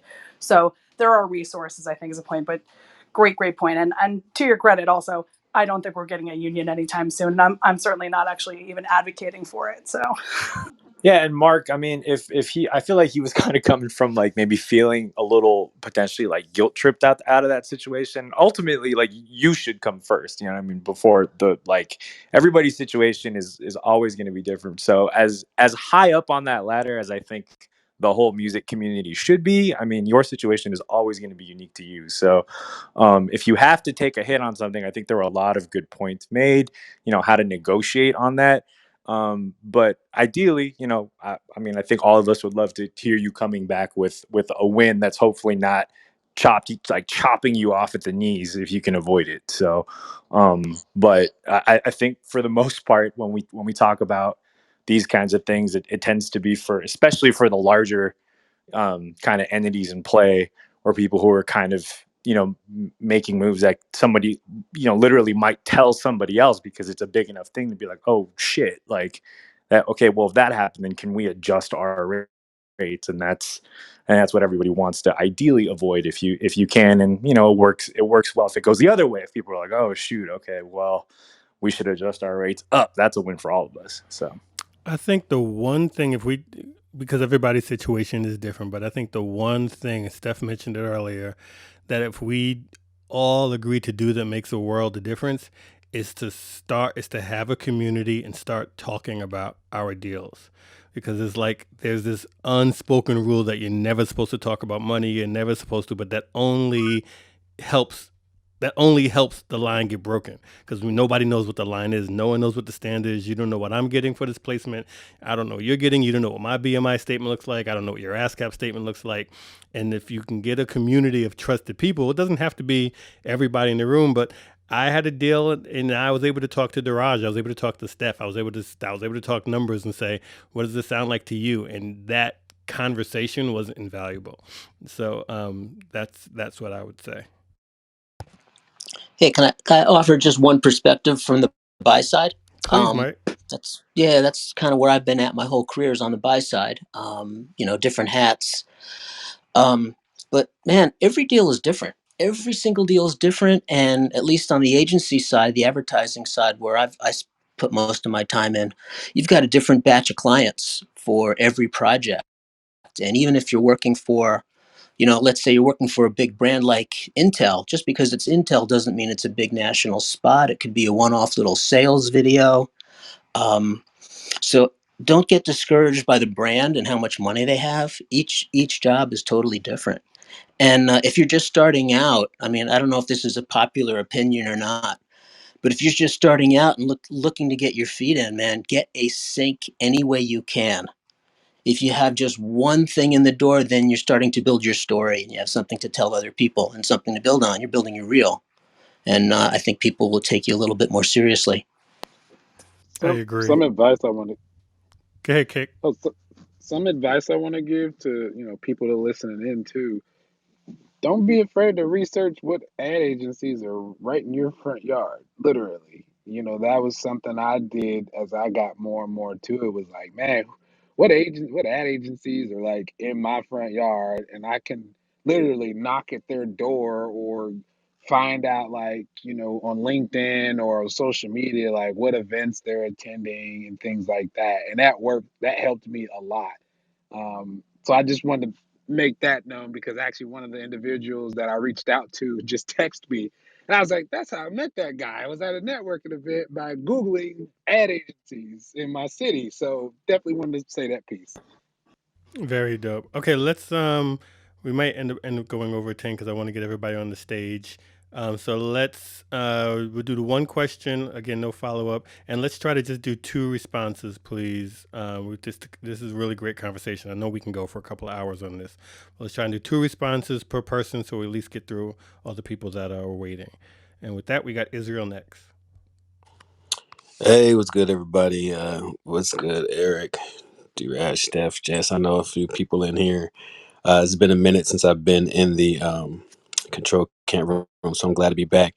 You guys providing good value as always. So my question is, so we've got as some of you know, a new platform, sync licensing. We've got composers, artists, voiceover artists, and we've got a growing sync catalog. But we also do custom work. But the company is still pretty new overall, so we're still just kind of like some of the people were saying, it's just establishing relationships, getting our foot in the door, trying to get those first few syncs. The thing is, a lot of the composers that are on our team are very experienced, and they have already worked for well-known brands and well-known, had really big placements, and so what they're looking for a certain amount, for sync licensing, but I'm trying to find the balance as a new sync library owner to just finding, between finding sync deals that they can be happy with based off of their experience and what they've already, had as far as placements, and then just finding sync placements, period. You know what I mean? And so what's your advice for sync, library owners that are trying to achieve balance with regard to what deals I should be looking for or accepting, knowing the experience of my roster, but knowing the lack of experience for me as a library owner, us as a sync agency as a whole. I could say one quick thing is while you were chatting, I just went on and I'm looking at your website. And if you've done some big sync placements and have some big artists, um, as a buyer, I want to be able to see it right away. So I would suggest having some kind of reel, like right in my face, kind of idiot proof as soon as I log in. So right now I see there's some cool shit here and I'll take a look, but I'm going to have to dig a little bit. And music supervisors have attention spans comparable to Cocker Spaniels. It's just the way it is. I wanna follow that up by, before you do that though, make sure you get permission from the brands themselves, like NDAs, everything, because I actually know a lot of individuals I'm working with who are getting dinged hard from these agencies and groups because they're not actually allowed to mention that they worked with them or what project they worked on. So before you do that, definitely make sure you get in writing, black and white permission for that. Very good, good points. Um, Jennifer, how you doing? Hi, great, Eric. Thank you. How you doing? Hi, everybody. Thank you so much. This room tonight is full of like really amazing content. My question is, based on what was mentioned before about collective bargaining, um, two parts kind of. Would you say that perhaps MFN, most favored nations, is a kind of collective bargaining? And with that being said, um, is this kind of conversation a negotiating tool that perhaps indie artists or indie licensing agencies can utilize, with the knowledge, of course, that an indie artist would not make label major label money, but perhaps it's okay to ask to be considered for an MFM with indie artists of like stature?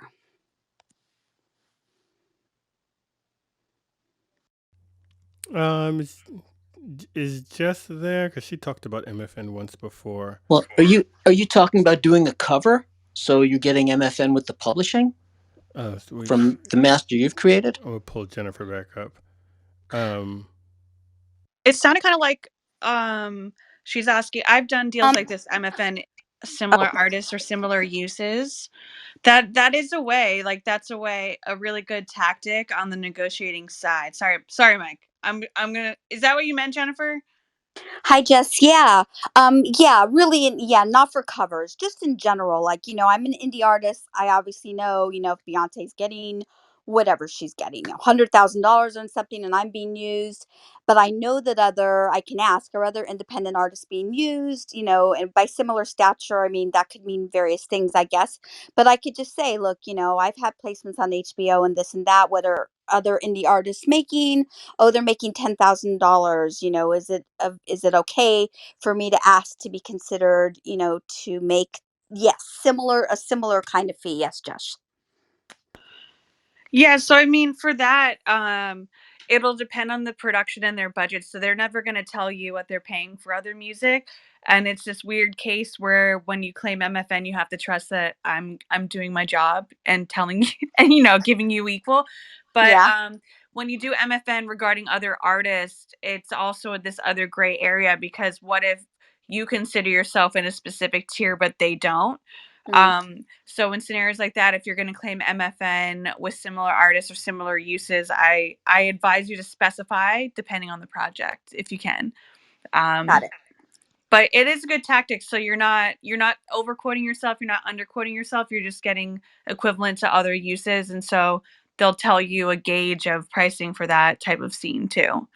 Um, so yeah, Yeah. good tactic. M- MFN is a legal term called most favored nations for everybody who has it. It means whatever the other whatever this person gets on this same contract, I also get, or what everyone has the same thing. We all have the same favorable terms, right? So the one thing I might suggest, because MFN is something that lawyers get pretty touchy about in licensing, because if someone else comes in after you and they have to consider something and you have some kind of most favored nations language that they put in there, they're not going to be pleased if they want to cut a different shittier deal with someone else.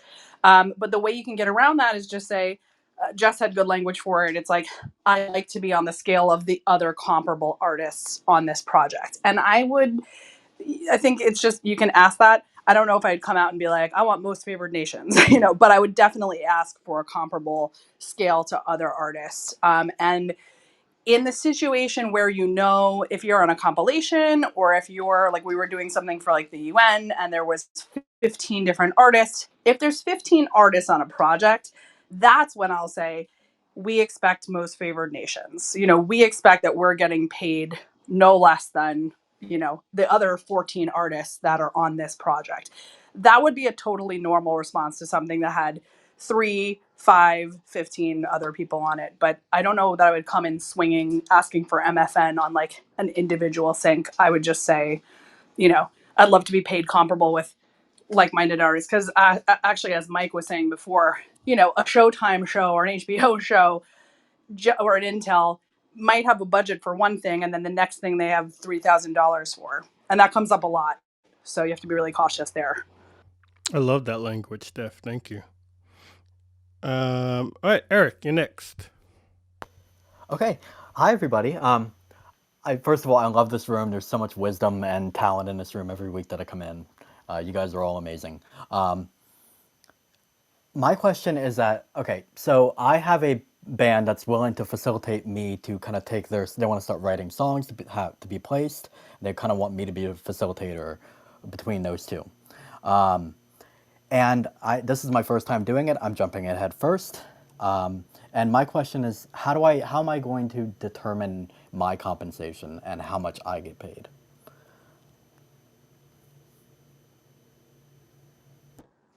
I'll take this one. Go for it, bro. Hey, bro. Hey, Eric. How's it going?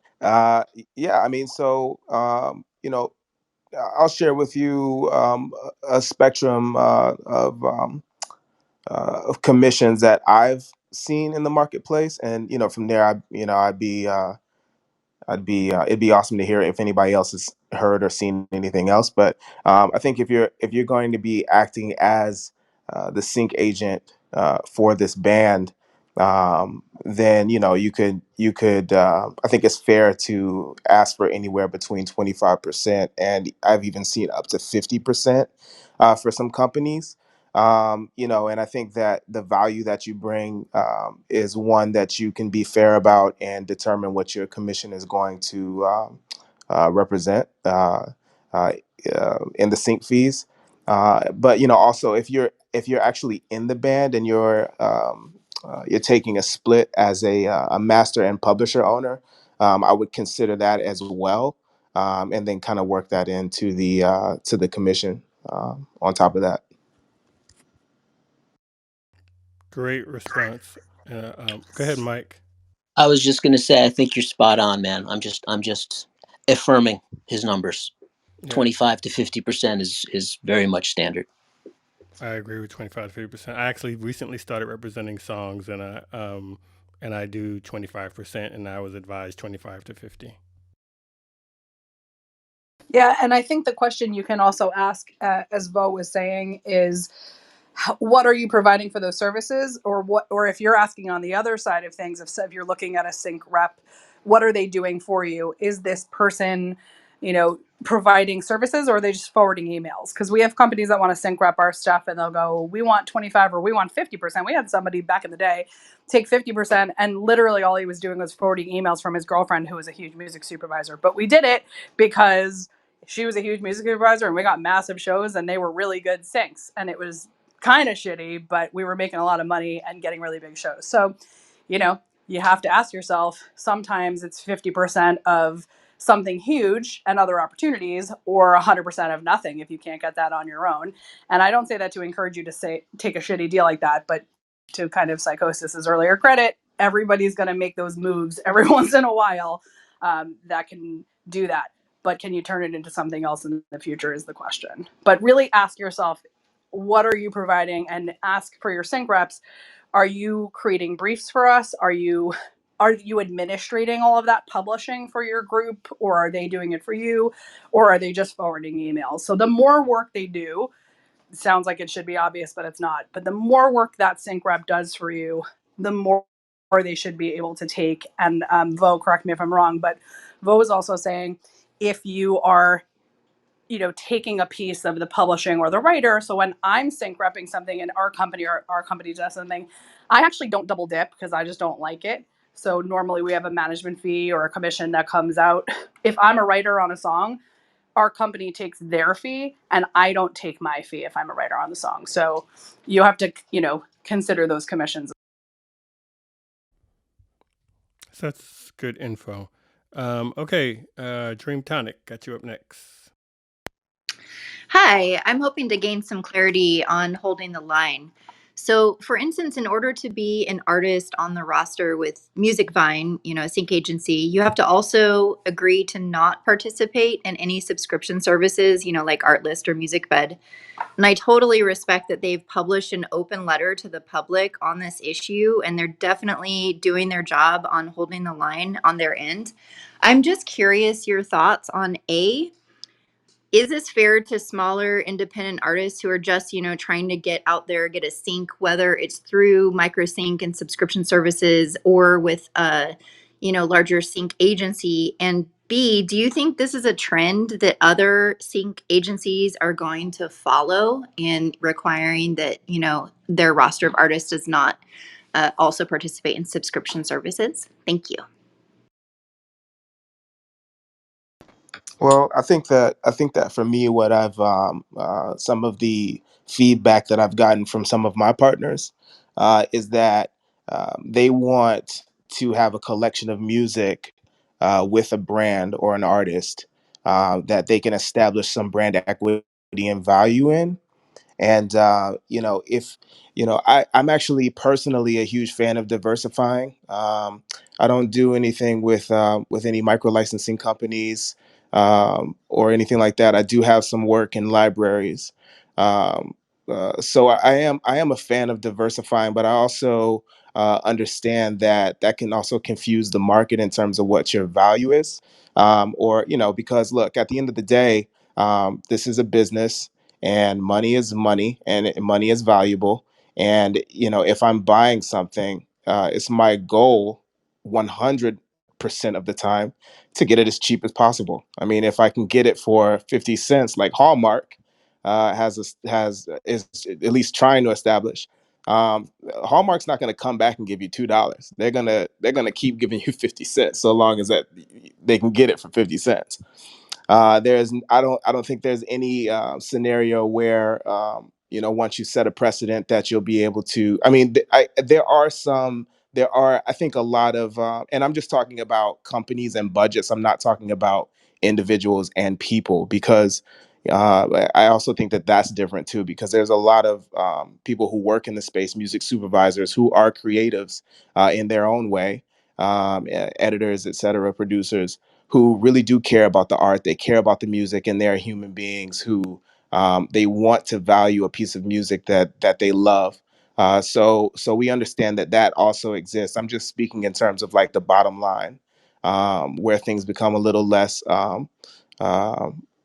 intimate and more about business. So I know that some companies, they don't want to represent an artist or a brand that also has music available for on some of these sites, because of that lower price point. And and if they as a business, a sync agency is a company and a business, that's somebody's dream. That they want to, they want to turn that into a top company, right? They want to be able to sell you for. They want to be able to establish the most value for that band and for that brand that they represent, for that product that they have in store. They want to be Louis Vuitton. You know what I mean? So they're not going to want Louis Vuitton also to be in Walmart for $20. You know what I'm saying? So it's kind of like, there's a few ways of looking at it, where it's like, yeah, you want the freedom as an artist to diversify and take advantage of all these different platforms and avenues, and kind of spread yourself out there, which again, I am a huge fan of. I think there's a way to do that. I think that there are, we talk a lot about creating pseudonyms, creating alternate brands that offer different things. And if we look at those things as products, for example, I don't do library stuff anymore. I've kind of evolved from that process, or from that platform. And I just don't have time to do that stuff anymore. But even then, I was creating premium collections, special editions, and collaborations. And I know this is unrelated, but in fashion, there was a collaboration between H&M, which is a fast fashion company, and Versace, which is a very high end brand.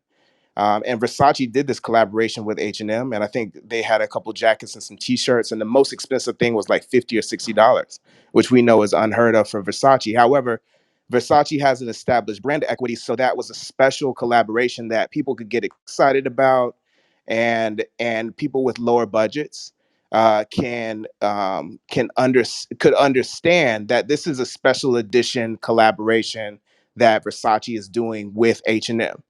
I think if you are presenting your diversification across these different platforms in that way, to where you're creating these special edition events and giving them an EP, or a few tracks in this collection, but then also establishing that you have a premium level offering that you reserve specifically for your sync agent partners, then you don't really confuse the space. And then when people only have like $1,000 or $2,000, they can go to your library works, or if they only have $500, they can go to your microsync websites, music bed, artlist, whatever.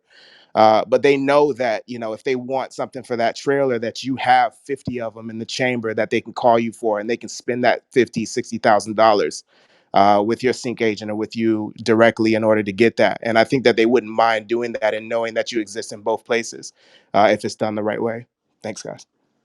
Yeah, I'll add on to that from the standpoint of, this is about where's the money. And sometimes we're talking about the money coming from the licensing fee. Sometimes we're talking about, the back end from the standpoint of the radio. To give you an example, with one of our artists, we were able to get him two decent sync placements, a Grey's Anatomy. We also got him a Cancel of Dads on NBC. The guy was doing about $38,000 a year from local show playing. We able to be able to promote him. He ended up getting Songwriter of the Year in his little community. He ended up being able to get on a couple stages with some as an opening act. This year he's gone from 38,000 a year. This year he'll do $85,000 in his tour, in the local tour. So sometime where's the money? It may be outside of the sync as well, in your own personal branding. Good stuff. Good stuff, everyone. All right, two more questions. Ian is next. Very interesting group. Thanks for having me. I guess I'd like to actually point this towards Steph because a lot of things she said really hit home with me. Um, really quickly just give you an overview. Quite a few years ago, I was contacted to write the music and a theme song for a show that was a pilot at the time. That show then turned into be quite a successful show. And I thought the contract at the time looked good. But the show, once Emmy shows get Emmy awards and that, then I think in my experience, the contract seems to turn into I guess you're saying, Stephanie, a predatory deal, where it's, what looks black and white is now the company obviously lives in the gray zone. Um, and now they're trying to settle. And I'd just like to talk to somebody because I know a lot of people are talking about holding the line, setting a precedent. And obviously, it's hard to, there's a lot of secret in the music business. What's a song worth? What is that worth? I know the song I did turned into like an actual song, hit the radio. I mean, it was signed to like the Capitol Records, and yeah, I'd just like to talk to somebody before kind of settle. I don't want to name the show. Anyways, for obvious reasons. Is that some Stephanie I could send you a DM about? You absolutely can. And for the room, I'll say, I think, Gerard, I think you and I were talking about this, but I've talked about this with our team at length, and it's how I negotiate every contract. I will take what I think is a shitty deal on a show like that if it's a massive thing, because I have been able to successfully turn around every deal in subsequent seasons. So one of the not the first, but one of the big first shows that we got on our own as a company, because we inherited a bad deal from someone else on another TV show we were doing.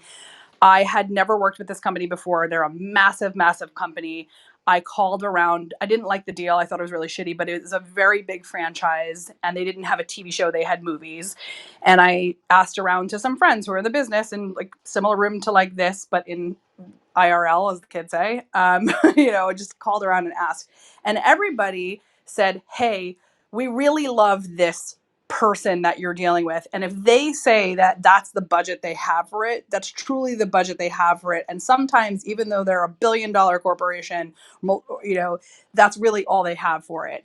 So I called up this person who I had never met before. I said, can we just get on the phone so you can hear the sincerity in my voice, basically? And I said, it's so nice to meet you. We really want to do this show. This is not a lot of money. And on other shows, we've been paid as much as 3 times to 4 times more. However, is this really your budget? Could you consider this? And what I did was actually negotiated things to make our contract better. So I didn't get to punch up the fee anymore on season 1, but I was able to say, okay, I'll take this fee, but I'm going to limit the amount of revisions that we do on it because I know you're going to ask for 50 revisions. It also had said, we'll pay you X amount of dollars per episode. And there was like no cap on amount of music they could ask us to do. So I was able to say, okay, I'll take this X amount of money, but I want to make sure that we're not doing any more. And we had to negotiate this. We came to the term of 1-minute song and 2 what they call ditties, which is gross, but songs under 30 seconds. To me, if there's a hook in it, it's already a song. It doesn't matter. But to them, if it's under 30 seconds, they consider it a musical moment. So we said, we'll do that, but you only get 2 ditties, 15 to 30 seconds, and 1-minute song. And if you need revisions beyond that, then that. This is also where collective bargaining failed us because we have a SAG contract and they gave us a contract, big company, and said, even though you're supposed to, and I know this, get $1,000.40 at the time per episode per singer, we're only going to give you $250 per singer per show. And I was like, wow, are they allowed to do that? And they're like, oh, well, there's a new media agreement with digital shows on Netflix. We're allowed to ask you to do that. So we did the first season. It turned out to be as much work as we suspected. And then in season 2, they loved us so much that when I went to go negotiate actually season 2 and 3 of the same show at the same time, I just said, hey, we'd love to do this, but we're actually losing money on doing your show. So unfortunately, we're going to have to turn it down if you don't want to pay us more. And by the way, we talked to SAG and they don't know the agreement that you're talking about. So, could you do something? And magically, they found the money that they said that they couldn't find. And then they also, magically turned our SAG contracts into the right thing. So I use it as a negotiating chip in second and third and other seasons. I would just say if you can't negotiate the fee itself, just look for better terms and then also wait for other seasons. And again, I think the theme of tonight is what can you get out of it in the future? So hopefully that helps.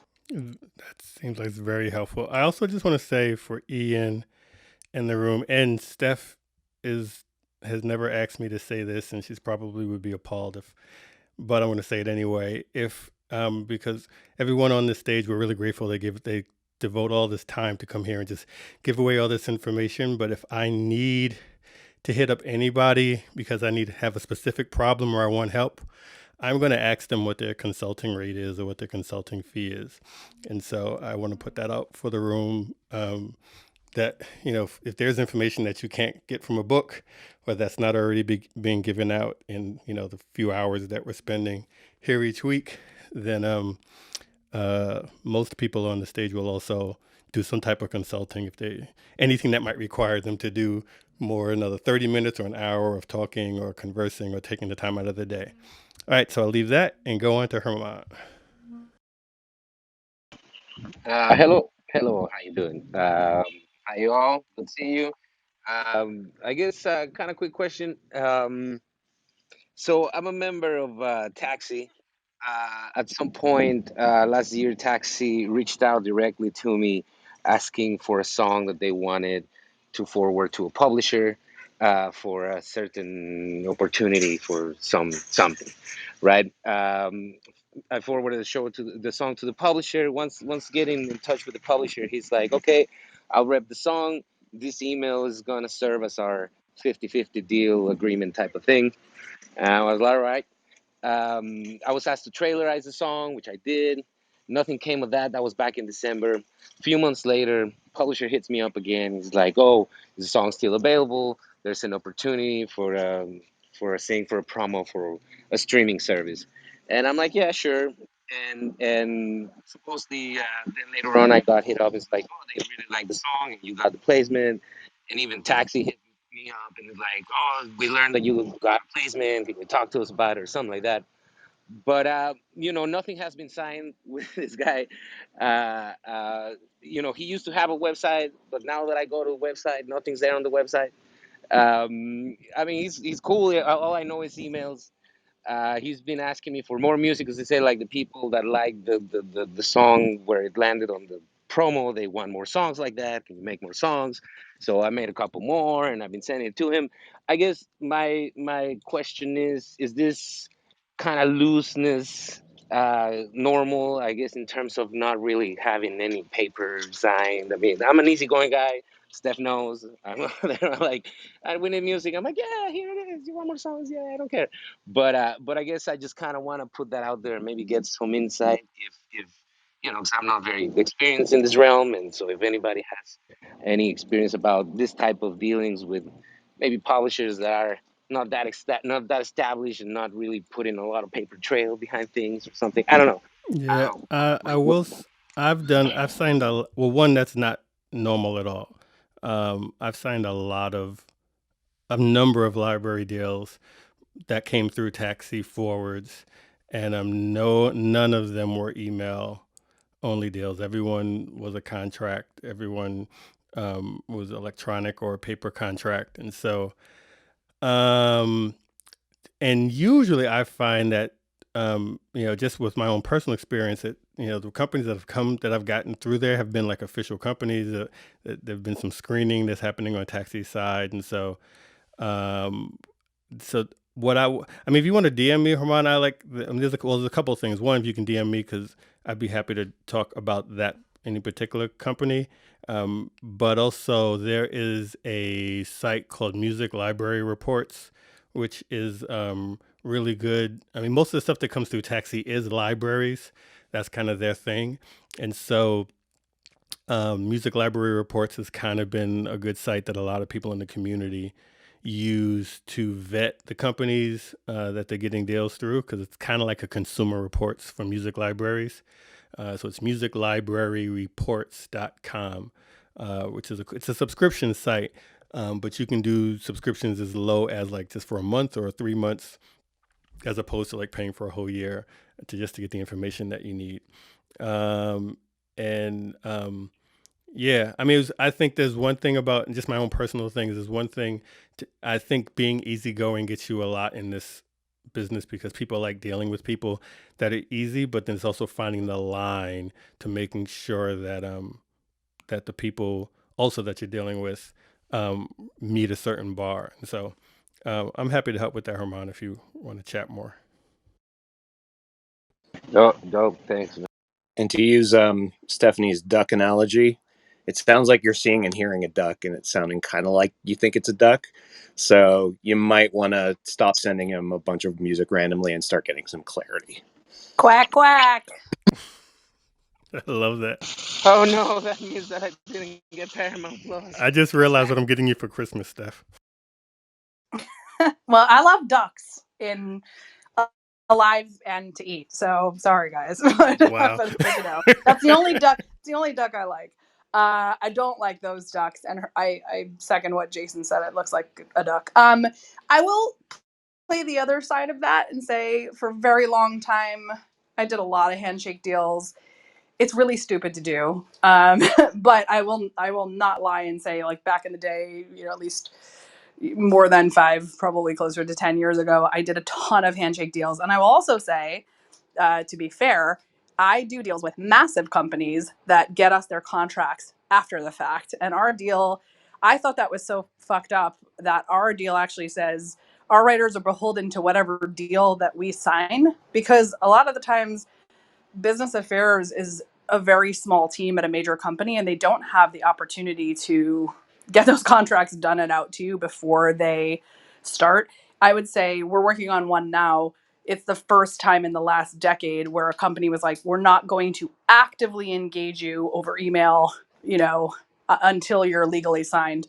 But offline, they're also sending us briefs, and they're having phone calls with us, and we're talking to them every day because there are deadlines and timelines on that project. So know your rights, talk to a lawyer, and also know that usually it's in your favor. If that person didn't sign an actual library agreement with you, you're likely not beholden to those songs are not beholden to them. There's no term on that. There's no, binding kind of anything.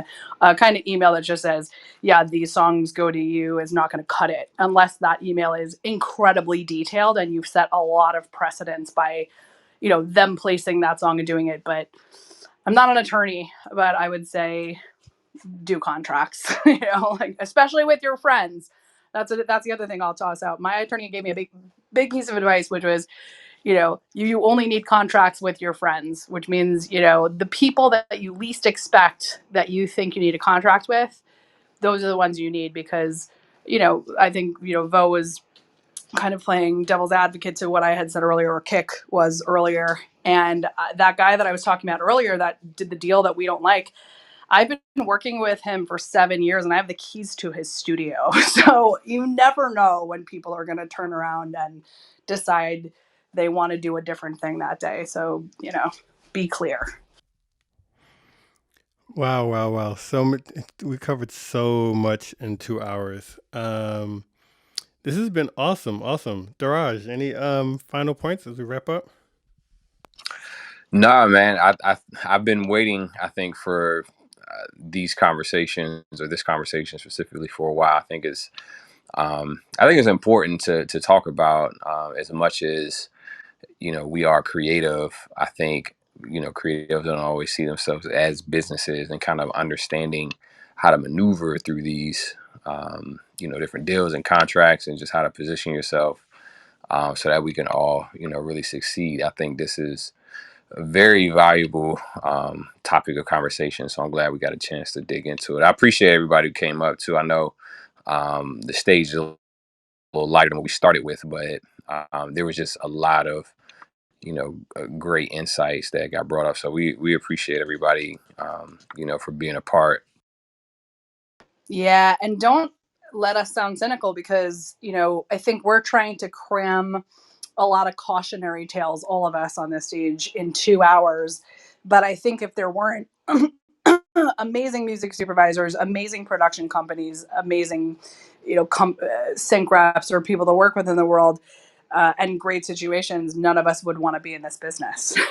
So I think for every shithead, there's actually probably 3 or 4 really good, people who want to do it right. And I think this is a new generation, including everyone in this room by being here, who wants to do better and to educate ourselves and educate, the people that we work with. So hopefully that was all done in the spirit of what tonight was supposed to be about. So, Eric, Hey guys, really you quick before we go though, can I ask Tommy a question? Go Tommy, are for you there? Tommy, are you there still? Maybe He he's might have stepped stepped away. away. Tommy, can you hear me? Tommy, can you hear me? Yeah, man. You beat me by a beat. Tommy, man, can I just ask a favor? If I ever produce a film and I need a narrator, will you do the voiceover for that, man? Bo, Because your Bo, voice Yes. is your Bo, you know voice. how in love I am with your work, man. I was talking about you on another clubhouse room the other day, and they said, "Who's one of the dopest guys in the business?" I said, "Bo's out on a level by himself, man. So I'll do anything you Oh ever ask me to man, do." Tommy, that means a lot to me, man. That means a lot to me. Thank you so much, man. I just Dude, want your to. voice is your I just voice is want. crazy. I gotta get you on something, on like an intro. No, I I want just to write want the I script just for want you to the. speak. Yeah, I want to write the script for the intro that Tommy's about to do for the next Vogue single. I see the whole You thing. know what? I feel like we limit Tommy with scripts because when Tommy just speaks from his heart, it's a wrap. Man, Tommy, I just want to put that out there. I didn't want to derail, one but man, your one voice is love, man. incredible, man. Custom drops from Tommy coming to a song near you. Hey, as long as it's managed by you, Steph, I am all good. I got to have some really quality time with Steph the other night. When I tell you, I worked on Wall Street for decades. This girl is a freaking monster, man. She is awesome. Go on. No, I'm just kidding. Thanks, No, thank thanks, you Bo. thank you, Tommy, and thank you to everyone who comes up on the stage. Thank you to all the kind words that you say about me and Eric and Daraj and everyone on the stage. If we don't respond, it's because we're trying to move the room along faster. We really do appreciate all the kind things that all of you say when you come up, and we're grateful for you being in here, and we're glad that things are, working out for you. Shout out to Mike Barris. This is his first time on the stage. We appreciate you being up here, Mike. Thank you for joining us. Thank you for having me. And Tommy, I'm so sorry, man. You asked me a question or you brought me up and my phone died before. So my apologies. No, dude, I was just thanking you and saying that we had a good personal relationship where we had done some favors for each other, man. You're always good to me. Appreciate you. Let's say, man, that's the way the world works. My world, anyway. Very cool. So thank you all, Koichi, Jaden, staying up so late. Give our love to Jess. I know she wasn't Jess had her second shot today, and I know she was feeling pretty crappy, but she still made the time to be here. So we really appreciate that. Taylor, Jason, Tommy Rose, Psychosis, Mike, we appreciate all of you. If you're in Control Camp, you know what we do. We know we go from here, we go to the after party, which is kind of like hanging out at the bar after a TED Talk. We don't talk any sync there. It's not a moderated discussion. Anybody you want to come up to the stage, just raise your hand and we pull everybody up and we talk about everything other than sync and just get to know one another. So if you're not, in order to see the room, you have to be following Control Camp. So the greenhouse, the little green icon that's above my picture by the word Control Camp at the top left of your phone, hit that and then hit the follow button and that'll get you access to the after party. So let's head on over there. Yeah, come in and hear about all the animal rights activists and DMs that I'm going to get after I said I love to eat duck. Oh yeah, That'll be fun. they're going in on you. Yeah. They're going in on you. All right, thanks Not so worse much, everyone. than Daraj eating pineapple pizza. There's nothing wrong with that, but that's not for this room. Good night, everybody. Good night. We'll Thanks, see y'all Luigi, later. Taylor, Tommy, Vo, Psychosis, Mike. Yo, good night, people. Good night. Good night. Good night. Good night.